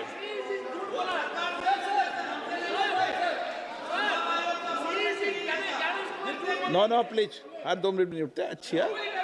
नो, ऐसी नो, प्लीज बैठिए आप, प्लीज बैठिए, प्लीज बैठिए, प्लीज बैठिए, सुनिए प्लीज, प्लीज बैठिए। माननीय सदस्यगण, ये कभी परंपरा नहीं रही कि सत्ता पक्ष और प्रतिपक्ष का कोई भी माननीय सदस्य कभी बोल रहा हो तो हर विषय पर बैठे बैठे टिप्पणी करना या हर विषय पर खड़े होकर सवाल पूछना, ये परंपरा कभी नहीं रही। आपने भी भाषण दिया आज, आपको कोई ने बीच में उठ के पूछा कोई ने? माननीय गृह मंत्री जी, अच्छी परंपराएं लागू करो, अच्छी तरह चलाएं सदन। मैं मेरे स्टेटमेंट पर कायम हूं। नरेंद्र मोदी सरकार बनने के बाद आज तक कांग्रेस पार्टी ने चुनाव आयोग को एक भी चुनाव सुधार का प्रपोजल नहीं दिया। मान्यवर, ये कई बार मिलने गए हैं, मैंने उनका प्रेस कॉन्फ्रेंस भी देखा है। उनका प्रेस कॉन्फ्रेंस था चुनाव प्रक्रिया के अंदर उनका जो डिस्प्यूट है वो ऑनगोइंग इलेक्शन में इसको रजू करने का। चुनाव सुधार जो होता है, चुनाव के पहले चुनाव के नियम जो तय होते हैं, इसके लिए सभी दलों को बाकायदा पत्र लिखा जाता है और कोई मांगे तो उसको समय भी देना पड़ता है। ये दो अलग चीजें। माननीय गृह मंत्री, मान्यवर, 1 मिनट गृह मंत्री। माननीय सदस्यगण, सदन का समय माननीय गृह मंत्री जी के वक्तव्य की समाप्ति तक बढ़ाया जाता है। माननीय गृह मंत्री जी। मान्यवर, कर विपक्ष के नेता ने 3 सवाल पूछे थे और 4 सुझाव दिए थे। पहला सवाल था मुख्य न्यायाधीश को चुनाव आयोग चयन समिति से बाहर क्यों निकाला गया, पहला सवाल था। दूसरा सवाल था दिसंबर 2003 में कानून बदलकर चुनाव आयोग को पूर्ण प्रतिरक्षा क्यों दी गई। और तीसरा शार्प क्वेश्चन था सीसीटीवी फुटेज 45 दिन में नष्ट करने का कानून क्यों लाए। कानून नहीं लाए हैं, सर्कुलर चुनाव आयोग ने इश्यू किया है, मगर ठीक है, हार्द में समझ रहा हूं ये क्यों कर रहे हैं। ये 3 इसके जवाब थे। मान्यवर, मैं इसमें से सबसे पहले सवाल का जवाब देना चाहता हूं। मान्यवर, मुझे पूरा सुनकर जरा आप आपत्ति लीजिएगा, क्योंकि मैं बताऊंगा तो पास से ही, मगर वर्तमान का भी जवाब दूंगा। मान्यवर, 73 वर्ष तक इस देश में चुनाव आयोग की नियुक्ति का कोई कानून ही नहीं था। माननीय सभी सदस्य ध्यान से मुझे सुने, 73 साल तक इस देश में चुनाव आयोग की नियुक्ति का कोई कानून नहीं था। नियुक्ति प्रधानमंत्री सीधी कर देते थे। और मान्यवर, मैं आज ये पूरे देश को बताना चाहता हूं कि टोटल अब तक जितने चुनाव आयुक्त हुए और जितने मुख्य चुनाव आयुक्त और चुनाव आयुक्त, ये सभी इसी प्रकार से हुए। अब 2003 के कानून पर मैं बाद में आता हूं। 1950 से 1989 चुनाव आयोग एक सदस्यीय था। प्रावधान क्या था? कोई कानून नहीं था। प्रधानमंत्री जी फाइल भेजते थे राष्ट्रपति जी को और राष्ट्रपति जी नोटिफिकेशन बहाल नहीं करते। तो भाई उस वक्त बरोबर चुनाव था, सबसे अच्छा था। नहीं, मैं ये नहीं पूछता नियुक्ति की प्रक्रिया। मान्यवर, पूरा उनका 55 साल प्रधानमंत्री जी ने ही चुनाव आयुक्त को नियुक्त किया, तब तक कोई सवाल नहीं था। और नरेंद्र मोदी करते हैं तो उन पर सवाल उठाते हैं, मगर हमने तो ऐसा भी नहीं किया मान्यवर। फिर 89 से 91, जब 89 में चुनाव आयुक्त उनकी सुनते नहीं थे, तो पहली बार उस पर ब्रेक लगाने के लिए चुनाव आयोग को बहुसदस्यीय बनाया गया। ये बिहार के चुनाव के कारण ही हुआ, परंतु वो भी प्रधानमंत्री की फाइल से ही अपॉइंट होते हैं। और मान्यवर, 21 चुनाव आयुक्त, कमिश्नर और मुख्य चुनाव आयुक्त, और 21 और 29 इस प्रकार से हुए जिसमें कोई प्रधानमंत्री जी ही रखते थे। कांग्रेस पार्टी ने ही ये परंपरा बनाई थी, कानून भी कांग्रेस पार्टी ने बनाया था। मगर आज आरोप करना है इसलिए आपने चुनाव चोरी कर लिया, चुनाव चोरी कर लिया, चुनाव चोरी के कहने से कुछ नहीं होता। जनता हमको सुनती है भाई, और हम जवाब भी देते हैं। मान्यवर, ये 50 से लेकर 2023 तक कोई कानून नहीं। बाद में 2023 में एक अनूप बरनवाल बनाम भारत सरकार मुकदमा हुआ। उसमें सुप्रीम कोर्ट ने कहा कि भाई चुनाव आयुक्त की नियुक्ति थोड़ी पारदर्शी होनी चाहिए। सुझावी था, ऑर्डर नहीं था। हमारे सॉलिसिटर जनरल ने वहां कंसेंट दी, तो उन्होंने कहा कि भाई हमें कानून बनाने में थोड़ी देर लगेगी और हमें इस पर कंसल्टेशन भी करना पड़ेगा, चुनाव आयोग से भी करना पड़ेगा। तो उन्होंने कहा ठीक है, अगर आप सहमत हैं, मैं जजमेंट और आर्गुमेंट पढ़कर अगर आप सहमत हैं तो जब तक कानून नहीं बनता, चीफ जस्टिस ऑफ इंडिया की अध्यक्षता में एक कमेटी बने और प्रधानमंत्री और विपक्ष के नेता इसके मेंबर। हमें कोई आपत्ति नहीं थी, हमने हाँ बोला साहब। और विपक्ष के नेता भी थे, प्रधानमंत्री थे और सीजे। 2023 में कानून बन गया। कानून क्या बना? विपक्ष के नेता, प्रधानमंत्री तय करेंगे, वो एक मंत्री और स्वयं प्रधानमंत्री, ये 3 लोग बैठकर चर्चा कर मेरिट्स में चुनाव आयुक्त और मुख्य चुनाव आयुक्त की नियुक्ति करेंगे। मान्यवर, हमारे टाइम में तो और पारदर्शी, ये कह रहे हैं हमारा तो 33% ही हिस्सा है। भाई 33% तो है ना, हमारा तो हिस्सा ही नहीं था। और मान्यवर, मैं रिकॉर्ड से बताता हूं, 2012 में सीयूसी की नियुक्ति होनी थी। अडवाणी जी ने सुझाव दिया लिखकर कि एक प्रणाली बना जाए, नहीं बनाया और बीएस संपत जी को सीधा चुनाव आयुक्त बना दिया। उसके बाद में भी एक व्यक्ति कैसे है इसकी चर्चा है। नवीन चावला, जिसको आपातकाल की भूमिका पर शाह आयोग ने कहा था ये निष्पक्ष नहीं है, उनको मुख्य चुनाव आयुक्त बना दिया।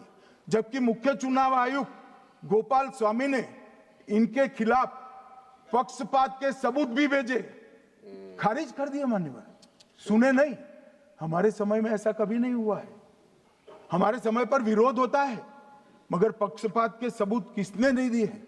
और भाई जहां तक 66% और 33% का सवाल है, आप कह रहे हो कि वहां 2 लोग होते हैं और आप 1 होते हैं, ये तो हम तय नहीं करते हैं। 140 करोड़ की जनता तय करती है कौन 66 होगा और कौन 33। यहाँ कौन बैठेगा वो तो 140 करोड़ लोग तय करते हैं, वो आपके लिए तय करोगे तो आप 66 हो जाओगे। मगर आप तो 100 रख कर गए थे, हमने उसको 33 दे दिया।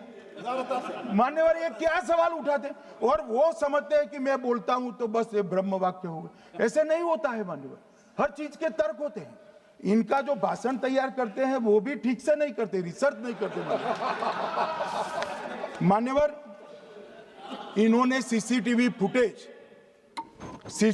फुटेज 45 दिन में इलेक्शन कमीशन ने नष्ट करने का निर्णय किया, इस पर आपत्ति उठाई।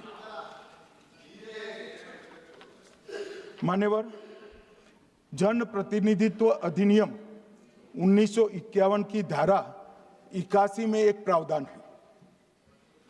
प्रावधान क्या है? उम्मीदवार चुने जाने के बाद 45 दिन में चुनाव याचिका दायर कर सकते हैं। 45 दिन के बाद इसको कोई चुनौती नहीं दे सकता। ये नियम 1991 में बना, तब उस वक्त सीसीटीवी फुटेज नहीं था। सीसीटीवी फुटेज बाद में चुनाव आयोग ने एक सर्कुलर से रूल्स में बदलाव कर ऐड किया। अब किया क्या है चुनाव आयोग ने? सीसीटीवी फुटेज का जो रिकॉर्ड है उसको जन प्रतिनिधित्व अधिनियम की 1951 की धारा 81 के साथ संरक्षित किया है, मतलब अलाइन किया है कि 45 दिन के बाद कोई डिस्प्यूट की प्रोविजन ही नहीं है एक्ट में, तो 45 दिन के बाद ये सीसीटीवी फुटेज क्यों रखना चाहिए? अब इतनी सादी समझ नहीं है सब, मैं क्या कर सकता हूं? सब समझ के कोई इंजेक्शन नहीं होते जो भ्रम से दे दिया। मान्यवर ये धारा 81 1951 से है, मगर पहले पर्चियों से होते थे तो पर्ची के लिए थी। अब सीसीटीवी फुटेज का कैमरा आ गया तो सीसीटीवी फुटेज ऐड कर दिया। मान्यवर उन्होंने कहा, और इस वक्त जब सीसीटीवी फुटेज जब प्रक्रिया में ऐड किया, तब स्पष्ट चुनाव आयोग ने कहा था कि सीसीटीवी रिकॉर्डिंग संवैधानिक दस्तावेज नहीं है, ये आंतरिक प्रबंधन है। किस चीज का आंतरिक प्रबंधन? कि चुनाव सीज होने के बाद कोई पुनः मतदान की अर्जी करता है कि भाई ये मतदान मथक में चुनाव ठीक नहीं हुआ, तो चुनाव आयोग जो निर्णय करता है वो सीसीटीवी फुटेज के आधार पर करता है। पहले मौखिक करता था, टेक्नोलॉजी आई, सीसीटीवी फुटेज स्वीकार कर लिया। अब ये आंतरिक प्रबंधन के लिए है मान्यवर। फिर भी चुनाव आयोग का जो निर्णय मैं बताता हूं, उन्होंने कहा सामान्य जनता को एक्सेस होना चाहिए। रूल्स बनाया गया है, सामान्य व्यक्ति सीसीटीवी फुटेज उच्च न्यायालय में जाकर 45 दिन के अंदर ऑर्डर करा सकता है। अब ये कहेंगे 45 दिन में जजमेंट नहीं आएगा, मगर उच्च न्यायालय इतना ऑर्डर कर सकता है कि सीसीटीवी फुटेज आप डिस्ट्रॉय मत करना। मान्यवर राजनीतिक दलों को एक्सेस देने का उन्होंने प्रावधान करा है, तो वो चुनाव को चैलेंज करे राजनीतिक दल 45 दिन के अंदर। ऑटोमेटिक जो चुनाव चैलेंज होता है मान्यवर, उसका सीसीटीवी फुटेज नियमों से हम चुनाव आयोग रिजर्व कर देता है। मान्यवर ये प्रक्रिया कुछ पढ़ते नहीं। इसके बाद पॉलिटिकल एजेंटों को एक्सेस होनी चाहिए। पॉलिटिकल एजेंट भी मान्यवर हाईकोर्ट से इसको प्राप्त कर सकता है। अब करते कुछ नहीं, एक भी ना हाईकोर्ट में अर्जी करी, ना चुनाव आयोग में करी, और सीसीटीवी फुटेज का बहाना लेकर बोलने लगे। अब इतने लाखों बूथों का सीसीटीवी फुटेज हर नागरिक मांगने लगा कोई कारण के बगैर, तो किस प्रकार से चुनाव आयोग दे सकते हैं? किस प्रकार से दे सकते हैं? यहां हुआ क्या है, सब प्राप्त करना चाहते हैं वो प्रेस कॉन्फ्रेंस कर। उनको लगता है कि मेरी प्रेस कॉन्फ्रेंस ये संवैधानिक प्रावधान के तहत होती है। ऐसा नहीं होता है।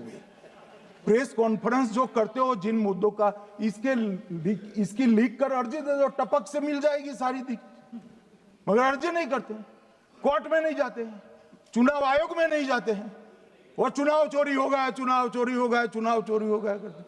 मान्यवर, ऐसे नहीं चलेगा। इस देश को, लोकतंत्र को आप धूमिल नहीं कर सकते, और सबने सीखना चाहिए, और भाषण ढंग से तैयार करने का भी सीखना चाहिए।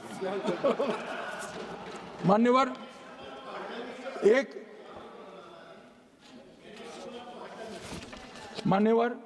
एक उन्होंने कहा सीईसी को 2003 में कानून बनाकर immunity the.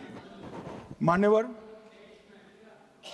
Representation of the people act 1950 में ही ईसीआई के अधिकारियों को जो इम्यूनिटी प्राप्त है उससे जरा भी बढ़ोतरी नहीं करी।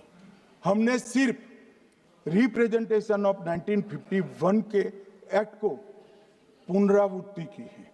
मान्यवर, आरपीए एक्ट की धारा 32 और आरपीए एक्ट 51 के सुधार की धारा 146C कहती है कि चुनाव आयोग के कोई भी अधिकारी जिसमें इलेक्शन कमिश्नर आ जाते हैं, इस पर कोई मुकदमा चुनाव प्रक्रिया के लिए नहीं चल सकता। ये प्रावधान है मान्यवर, और वो प्रावधान को 23 के कानून में इसको भी हमने संरेखित किया है। मान्यवर, इतने सारे वकीलों को राज्यसभा दे रखी है, भगवान जाने क्या करते हैं सर, अपने नेता को ब्रीफ भी नहीं करते। मान्यवर, ये वाक्य आप निकाल सकते हैं, ये वाक्य निकाल सकते हैं। मान्यवर,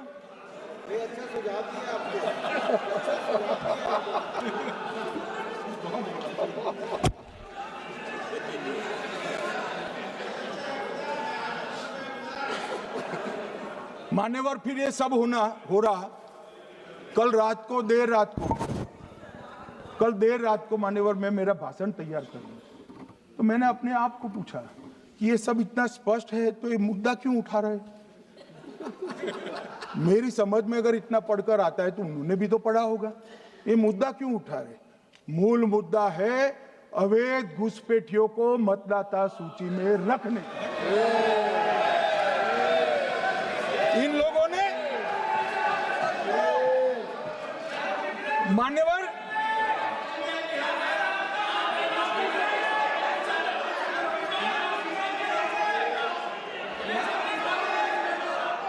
माननीय सदस्य, आपका भाषण भी सबने शांति से पूर्ण सुना है, आप भी सुनने की सामर्थ्य रखो।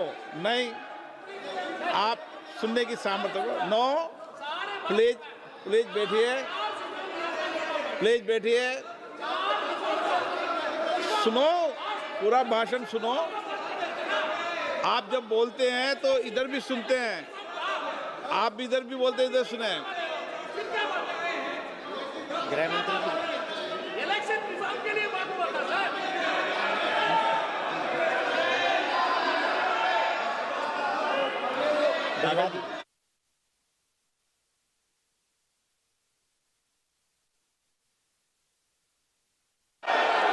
माननीय सदस्य, आप जब बोलते हैं तो इधर भी सुनते हैं, पूरे सुनने की क्षमता रखो।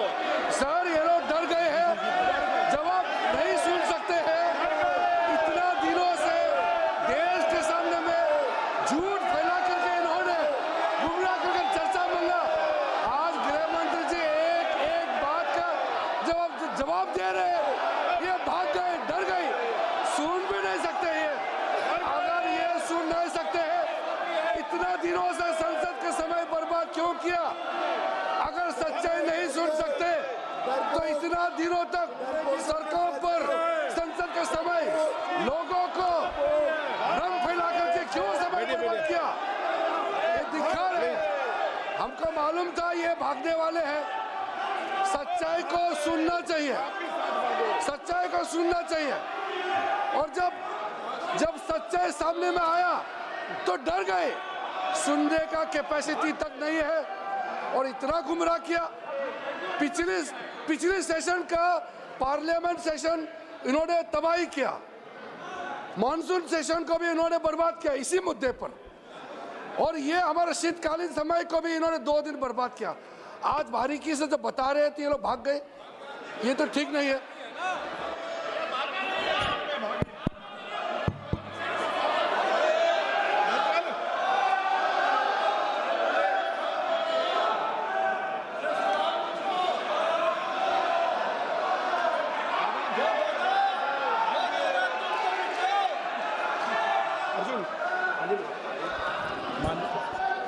मान्यवर, ये 200 बार भी बहसकार करेंगे, एक भी अवैध घुसपैठियों को इस देश में हम वोट नहीं देंगे। ये हमारे एनडीए का पॉलिसी है मान्यवर। डिटेक्ट मतलब ढूंढो, डिलीट करो, मतदाता सूची में नाम काटो और उनको डिपोर्ट करो। हम संवैधानिक प्रक्रिया कर डिटेक्ट, डिलीट और डिपोर्ट ये पूरा करेंगे। ये क्यों सदन छोड़कर भाग गए? मैं इनके सामने तो कोई बात भी नहीं कर रहा था, ना कांग्रेस पार्टी के सामने बात कर रहा था। मैं तो बात कर रहा था घुसपैठियों को देश के बाहर निकालने की। अब ये तो देखिए साहब, अगर मैंने इतने सारे आरोप करे श्री जवाहरलाल नेहरू पर, इंदिरा गांधी पर, इनके पिताजी पर, सोनिया जी पर, तब भागते तो लाजिम था। ये घुसपैठियों को लिए भाग गए क्योंकि उनकी हमारी पॉलिसी है डिटेक्ट, डिलीट और डिपोर्ट। उनकी पॉलिसी है नॉर्मलाइज कर दो घुसपैठ को, उसके बाद में मान्यता प्रदान कर दो और चुनाव में मतदाता सूची में डालकर फॉर्मलाइज कर दो। मगर साहब ये लंबे समय तक नहीं चलना। मैं मेरे मन से मानता हूँ, मेरे पार्टी के सिद्धांत तो है ही, मगर मैं मानता हूँ कि जनसांख्यिकी में इतना बड़ा परिवर्तन देश के लिए बहुत बड़ा खतरा है। यह देश एक बार जनसांख्यिकी के आधार पर बढ़ चुका है और हम नहीं चाहते कि आने वाली पीढ़ी ये देश के भी बंटवारे दिखे। इसलिए ये बहुत जरूरी है कि इस देश से घुसपैठ को रोकना पड़ेगा। मान्यवर, ये कहते हैं कि घुसपैठ हो रही है, भारत सरकार की जिम्मेदारी नहीं है।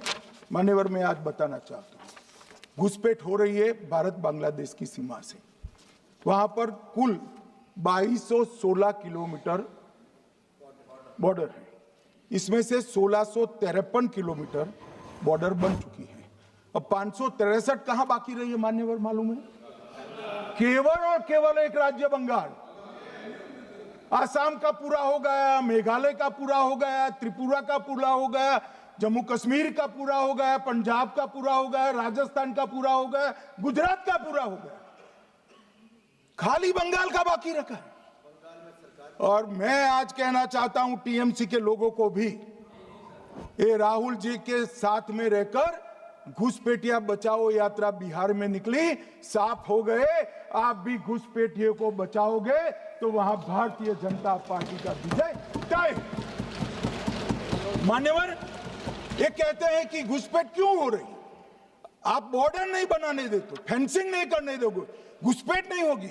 फिर भी चलो, मैं पूछना चाहता हूं कि घुसपैठ होकर सबसे पहले घुसपैठिया कहां आता है? कहां आता है? तो गांव में आता है। पटवारी को मालूम नहीं पड़ता, गांव के थाने वाले को मालूम नहीं पड़ता। इसकी मतदाता सूची में नाम डालने के लिए आधार कार्ड कहां बनता है? वहीं बनता है। उसका राशन कार्ड कहां बनता है? बंगाल में बनता है। और मतदाता सूची में कौन सी मतदाता सूची में ऐड होता है? तो बंगाल में होते। आपकी कोई जिम्मेदारी नहीं है। मान्यवर, ये देश के भविष्य और सुरक्षा के साथ खिलवाड़ कर रहे। कभी कभार चुनाव तो जीत जाओगे घुसपैठियों के आधार पर, परंतु इस देश की सुरक्षा को आप ताक पर रखो।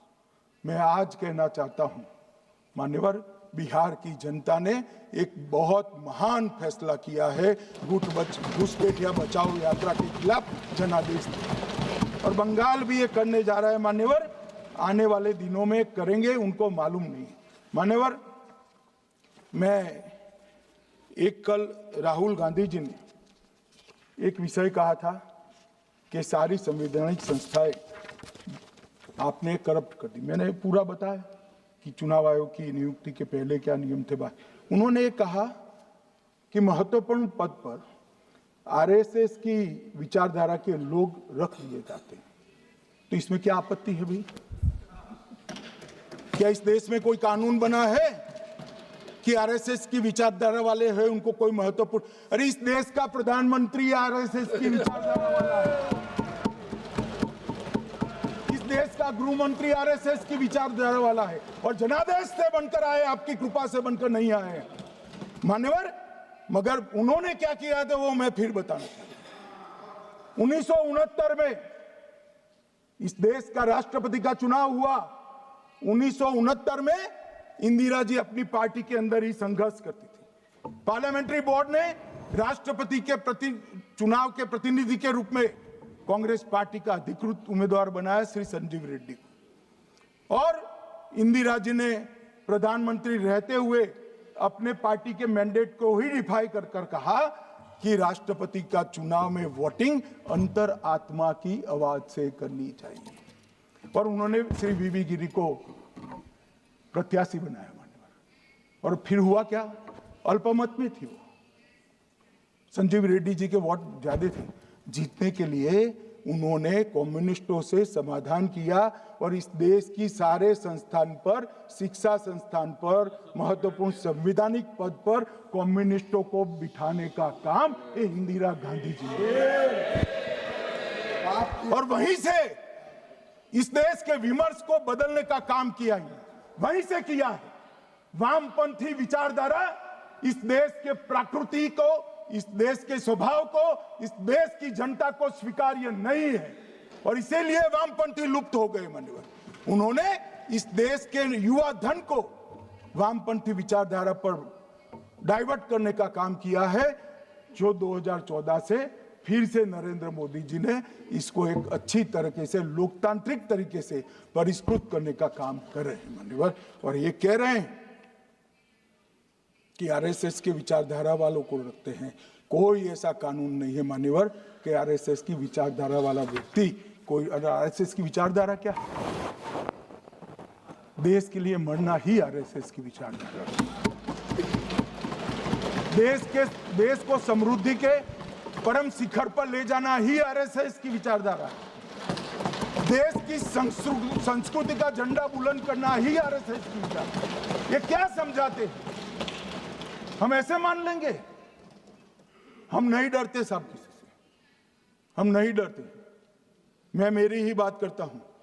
मैं तो 10 साल का था और नारे लगाता था, आसाम की गलियां सुनी है, इंदिरा गांधी खूनी है।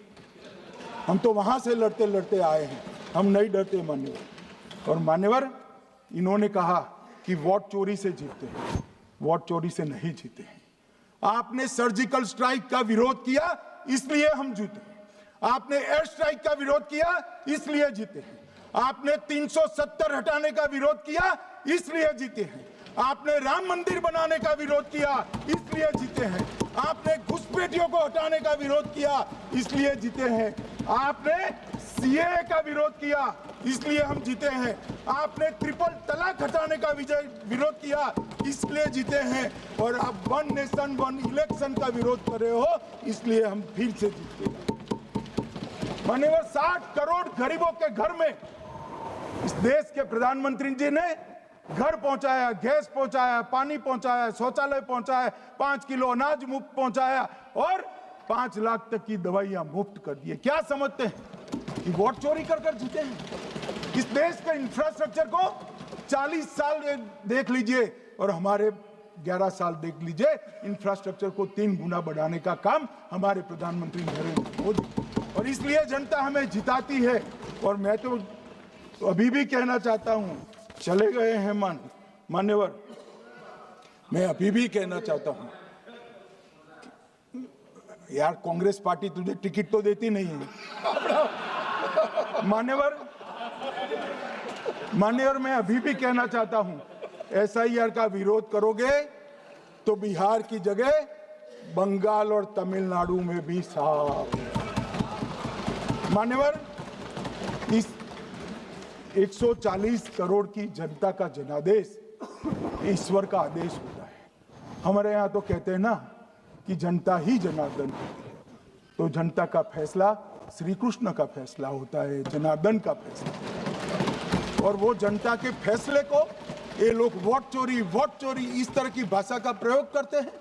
जनता देख रही है, जनता आंख मूंद कर नहीं बैठी। मान्यवर, मैं तो धन्यवाद करना चाहूंगा हमारे पार्लियामेंट्री अफेयर्स मिनिस्टर का कि इन्होंने तो एक अलग रास्ता कर SIR पर चर्चा कर ली, वरना इनका झूठ एक तरफा जनता में जा रहा था। आज आपने भी मुझे इतना विपुल मात्रा में समय दिया, जरूरत पड़ी वहाँ प्रोटेक्शन भी दिया, मुझे संरक्षण दिया, इसलिए मैं आपका भी धन्यवाद करना चाहता हूँ। और अंत में फिर से एक बार श्री राहुल गांधी के भाषण लिखने वालों को कहना चाहता हूँ कि तथ्य ढंग से ढूंढ कर लिखे, इनकी यहाँ पर तकलीफ होती है। सभा की कार्रवाई कल गुरुवार दिनांक 11 दिसंबर 2025 को प्राप्त 11 बजे तक के लिए स्थगित की जाती है। स्पीकर सर, मेरा कल एक सवाल था जो हिंदुस्तान के इतिहास में पहली बार डिसीजन लिया गया कि इलेक्शन कमिश्नर्स को फुल फुल इम्यूनिटी दी जाएगी।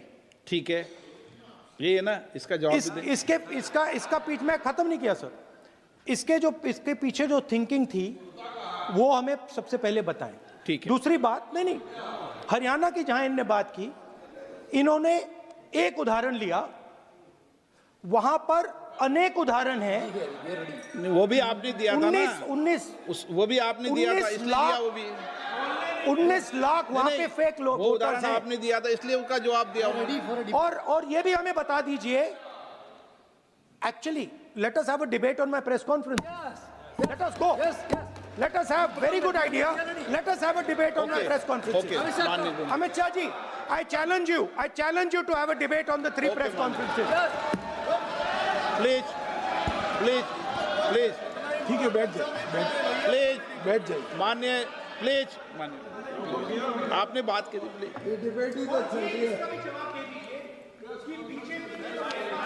उत्तर प्रदेश में और हरियाणा में दोनों चुनाव में वोट कैसे दे रहे हैं? प्लीज ये भी जवाब दे दीजिए। माननीय गृह मंत्री जी। मान्यवर, पहली बात मैं स्पष्ट करना चाहता हूं, मैं 30 साल से विधानसभा और संसद में जनप्रतिनिधि के रूप में चुनकर आता हूं। मुझे लंबा अनुभव है संसदीय प्रणाली का। विपक्ष के नेता महोदय कहते हैं कि पहले मेरी बात का आप जवाब दीजिए, मैं सुनना चाहता हूं। आपकी मुंसफी से संसद नहीं चलेगी। मेरे आप बोलने का क्रम मैं तय करूंगा, इस तरह से नहीं चलेगी संसद। मान्यवर, उनको धैर्य रखना चाहिए, मेरा जवाब सुनने का। इनकी एक एक बात का जवाब मैं दूंगा, मगर मेरे भाषण का क्रम वो तय नहीं कर सकते, मैं करूंगा, क्योंकि मैं बोल रहा हूं।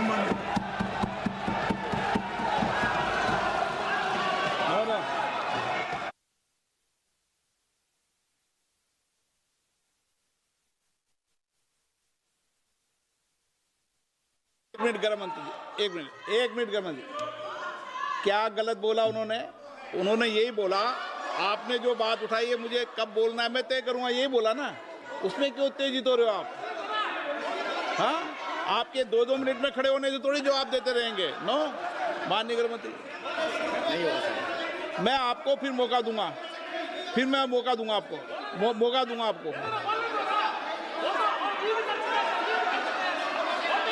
आप बोलिए। हाँ, बोलिए सर। ये बोलिए। आपने अगर अमित शाह जी का रिस्पांस देखा तो ये कंप्लीटली डिफेंसिव रिस्पांस है, ये घबराया हुआ रिस्पांस है, ये डरा हुआ रिस्पांस है। अब सुनिए पूरी बात, प्लीज मानिए। नो, सच्चा रिस्पांस नहीं है। माननीय गृह मंत्री जी, मान्यवर, आपके चेहरे पर बैठो बैठो। मान्यवर, आपके चेहरे पर चिंता की लकीरें मैं देख रहा हूं कि मैं क्या बोलूंगा। मैं उनके उकसावे में नहीं आऊंगा, मैं मेरे विषय पर बोलूंगा। मान्यवर, मैंने इतना ही कहा कि मैं मेरे भाषण का क्रम मैं तय करूंगा। मेरे भाषण का पहले क्या बोलना, बाद में क्या बोलना, मैं तय करूंगा। और मैं मानता हूं कि हर एक वक्ता का ये अधिकार है, उनका भी है, मेरा भी है। कल वो बोल रहे तो हम ऐसा थोड़ी ना बोले आप झूठ क्यों बोल रहे हो। हम नहीं बोले, नहीं बोल सकते साहब। वो माननीय विपक्ष के नेता है, वो बोल सकते अपना भाषण। मान्यवर, और मैंने तो ये भी कहा मेरा पूरा भाषण छूट कर कुछ बच जाता है तो आप पूछिएगा, मैं जवाब दूंगा। मगर अब धैर्य भी चाहिए और सुनना भी चाहिए, दोनों चीजें करनी पड़ती है। मान्यवर, वोट चोरी का कोहराम बचा। मैं वोट चोरी किसको कहते हैं वो बताना चाहता हूं। वोट चोरी के 3 आयाम हैं। एक तो मतदाता नहीं है, मतलब योग्यता नहीं है, और आप वोटर बन जाते हो तो वोट चोरी माना जाएगा। दूसरा, आप गलत प्रकार से चुनाव जीतते हो तो वोट चोरी माना जाएगा। और तीसरा, जनादेश को डिफाई करते हो, मतलब वोट के विपरीत आप कोई पद प्राप्त कर लेते हो तो भी एक प्रकार से वोट चोरी होता है। अरे सुनो ना, क्यों जल्दबाजी करते हो मानिकम, क्यों? अब मैं 3 वोट चोरी की घटनाएं बताना चाहता हूं। सबसे पहली घटना हुई आजादी के बाद देश का प्रधानमंत्री तय करना था। तय कौन करना था? तो उस वक्त के जितने प्रांत थे इसके कांग्रेस के अध्यक्षों ने, उनके एक एक वोट से तय होना था। अब 28 वोट श्री सरदार पटेल को मिले और 2 वोट जवाहरलाल नेहरू जी को मिले।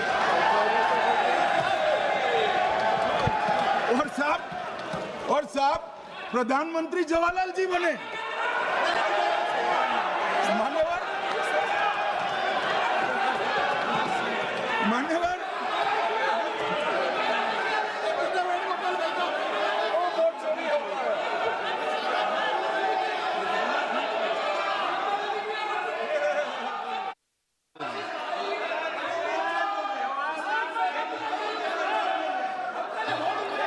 प्लीज, माननीय गृह मंत्री जी, माननीय गृह मंत्री जी,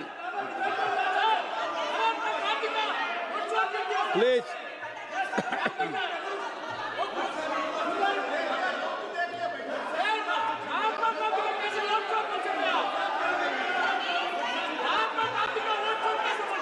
बैठो बैठो, बैठिए माने, प्लीज प्लीज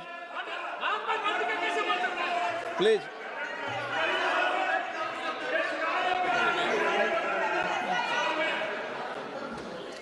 मान्यवर, दूसरी, प्लीज बैठिए बैठिए माननीय सदस्य, प्लीज, हर बार नहीं उठते, बैठिए। मान्यवर, दूसरे प्रकार की वोट चोरी और नैतिक तरीके से चुनाव जीतना, ऐसी वोट चोरी भी भूतकाल में एक बार हुई थी। श्रीमती इंदिरा गांधी रायबरेली से चुनी गई। इलाहाबाद हाईकोर्ट में श्री राजनारायण पहुंचे कि चुनाव नियमों के अनुसार नहीं हुआ। इलाहाबाद हाईकोर्ट ने ये तय कर दिया कि श्रीमती गांधी ने उचित तरीके से चुनाव नहीं जीता है, हम इसको रद्द कर दें। मान्यवर, ये भी वोट चोरी थी, बहुत बड़ी वोट चोरी थी। और उसके बाद में क्या हुआ? उसके बाद में वो वोट चोरी को ढकने के लिए संसद में कानून लाए कि प्रधानमंत्री के खिलाफ कोई केस ही नहीं हो सकता। मैं विपक्ष के नेता को कहना चाहता हूं, इम्यूनिटी की बात आप चुनाव आयोग की पूछ रहे हैं, इसका तो मैं जवाब दूंगा, इम्यूनिटी का। मगर ये इम्यूनिटी जो श्रीमती गांधी ने दी थी, इसके लिए आपका क्या कहना है? और उन्होंने तो स्वयं के लिए ले ली, उनका आरोप है। प्लीज, ऐसे नहीं चलता मान्यवर। आप जब बोले, जब 5-5 मिनट उठेंगे क्या? ये मान्यवर, उनका आरोप है। आप भी बोले। 9 गलत, 1-1 मिनट में सदस्य नहीं उठेगा। ना मान्यवर उनका आरोप है कि सरकार ने बनाया तो लोकतंत्र ने बनाया, तो जो समय का केस था वो बताया है, आगे का तो बताया। मोदी जी को भी सब लोगों ने प्रधानमंत्री बनाया है भाई, आपकी कृपा से नहीं बने हैं। मान्यवर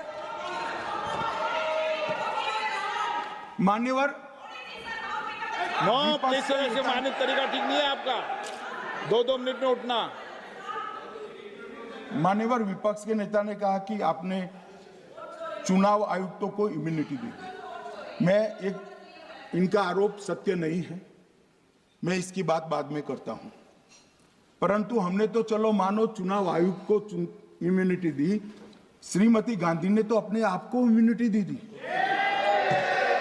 और फिर जब ये संवैधानिक सुधार के वायरस चैलेंज हुए तो वो केस जीतने के लिए 2, 3 और 4 नंबर के सर्वोच्च न्यायालय के जज को बाईपास कर चौथे नंबर के जज को चीफ जस्टिस बनाया और वहां केस भी जीत लिया। और मान्यवर ये तो इतिहास है, कौन झुठला सकता है?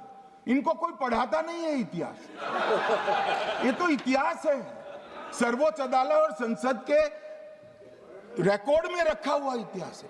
इसके खिलाफ लल्लन सिंह जैसे कितने लोग पूरा जीवन लड़े बिहार में, इमरजेंसी के खिलाफ जेल में गए, लाखों लोग गए। और तीसरी वोट चोरी कहना चाहता हूं, तीसरी वोट चोरी का प्रकार मैंने बताया था कि योग्यता नहीं है और मतदाता बन जाना। अभी एक वाद पहुंचा है, वाद मतलब डिस्प्यूट पहुंचा है दिल्ली की सिविल अदालत में। उसमें डिस्प्यूट ये है कि सोनिया गांधी जी इस देश की नागरिक बनने से पहले मतदाता बने।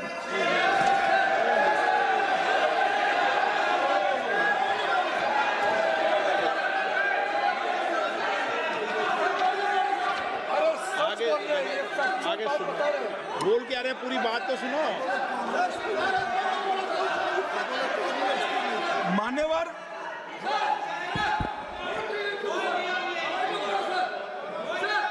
मान्यवर मैंने इतना ही कहा है कि अदालत में केस चल रहा है जो फैक्चुअल है।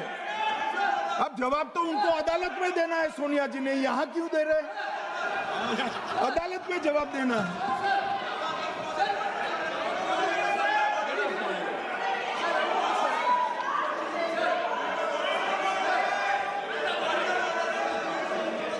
बीच के भाषण में पॉइंट ऑफ ऑर्डर नहीं होता।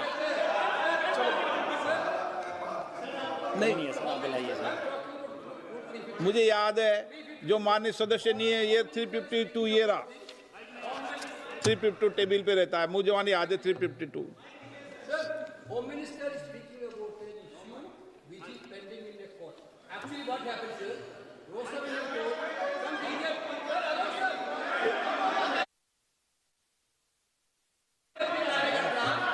filed a case on Madam Sonia Gandhi's voting on that 80. Sir, that Ross Avenue court dismissed that case without, there is no substance in that case. After the same person given an appeal. Gandhi not even voted in that election. I am challenging Home Minister. Sonia Gandhi not even voted that election. Can you prove it? Can you prove it? Sir, misleading statement a Home Minister doing. Sir, you are. What is this, sir? एक minute please दादा, एक minute please. No, बैठिए। No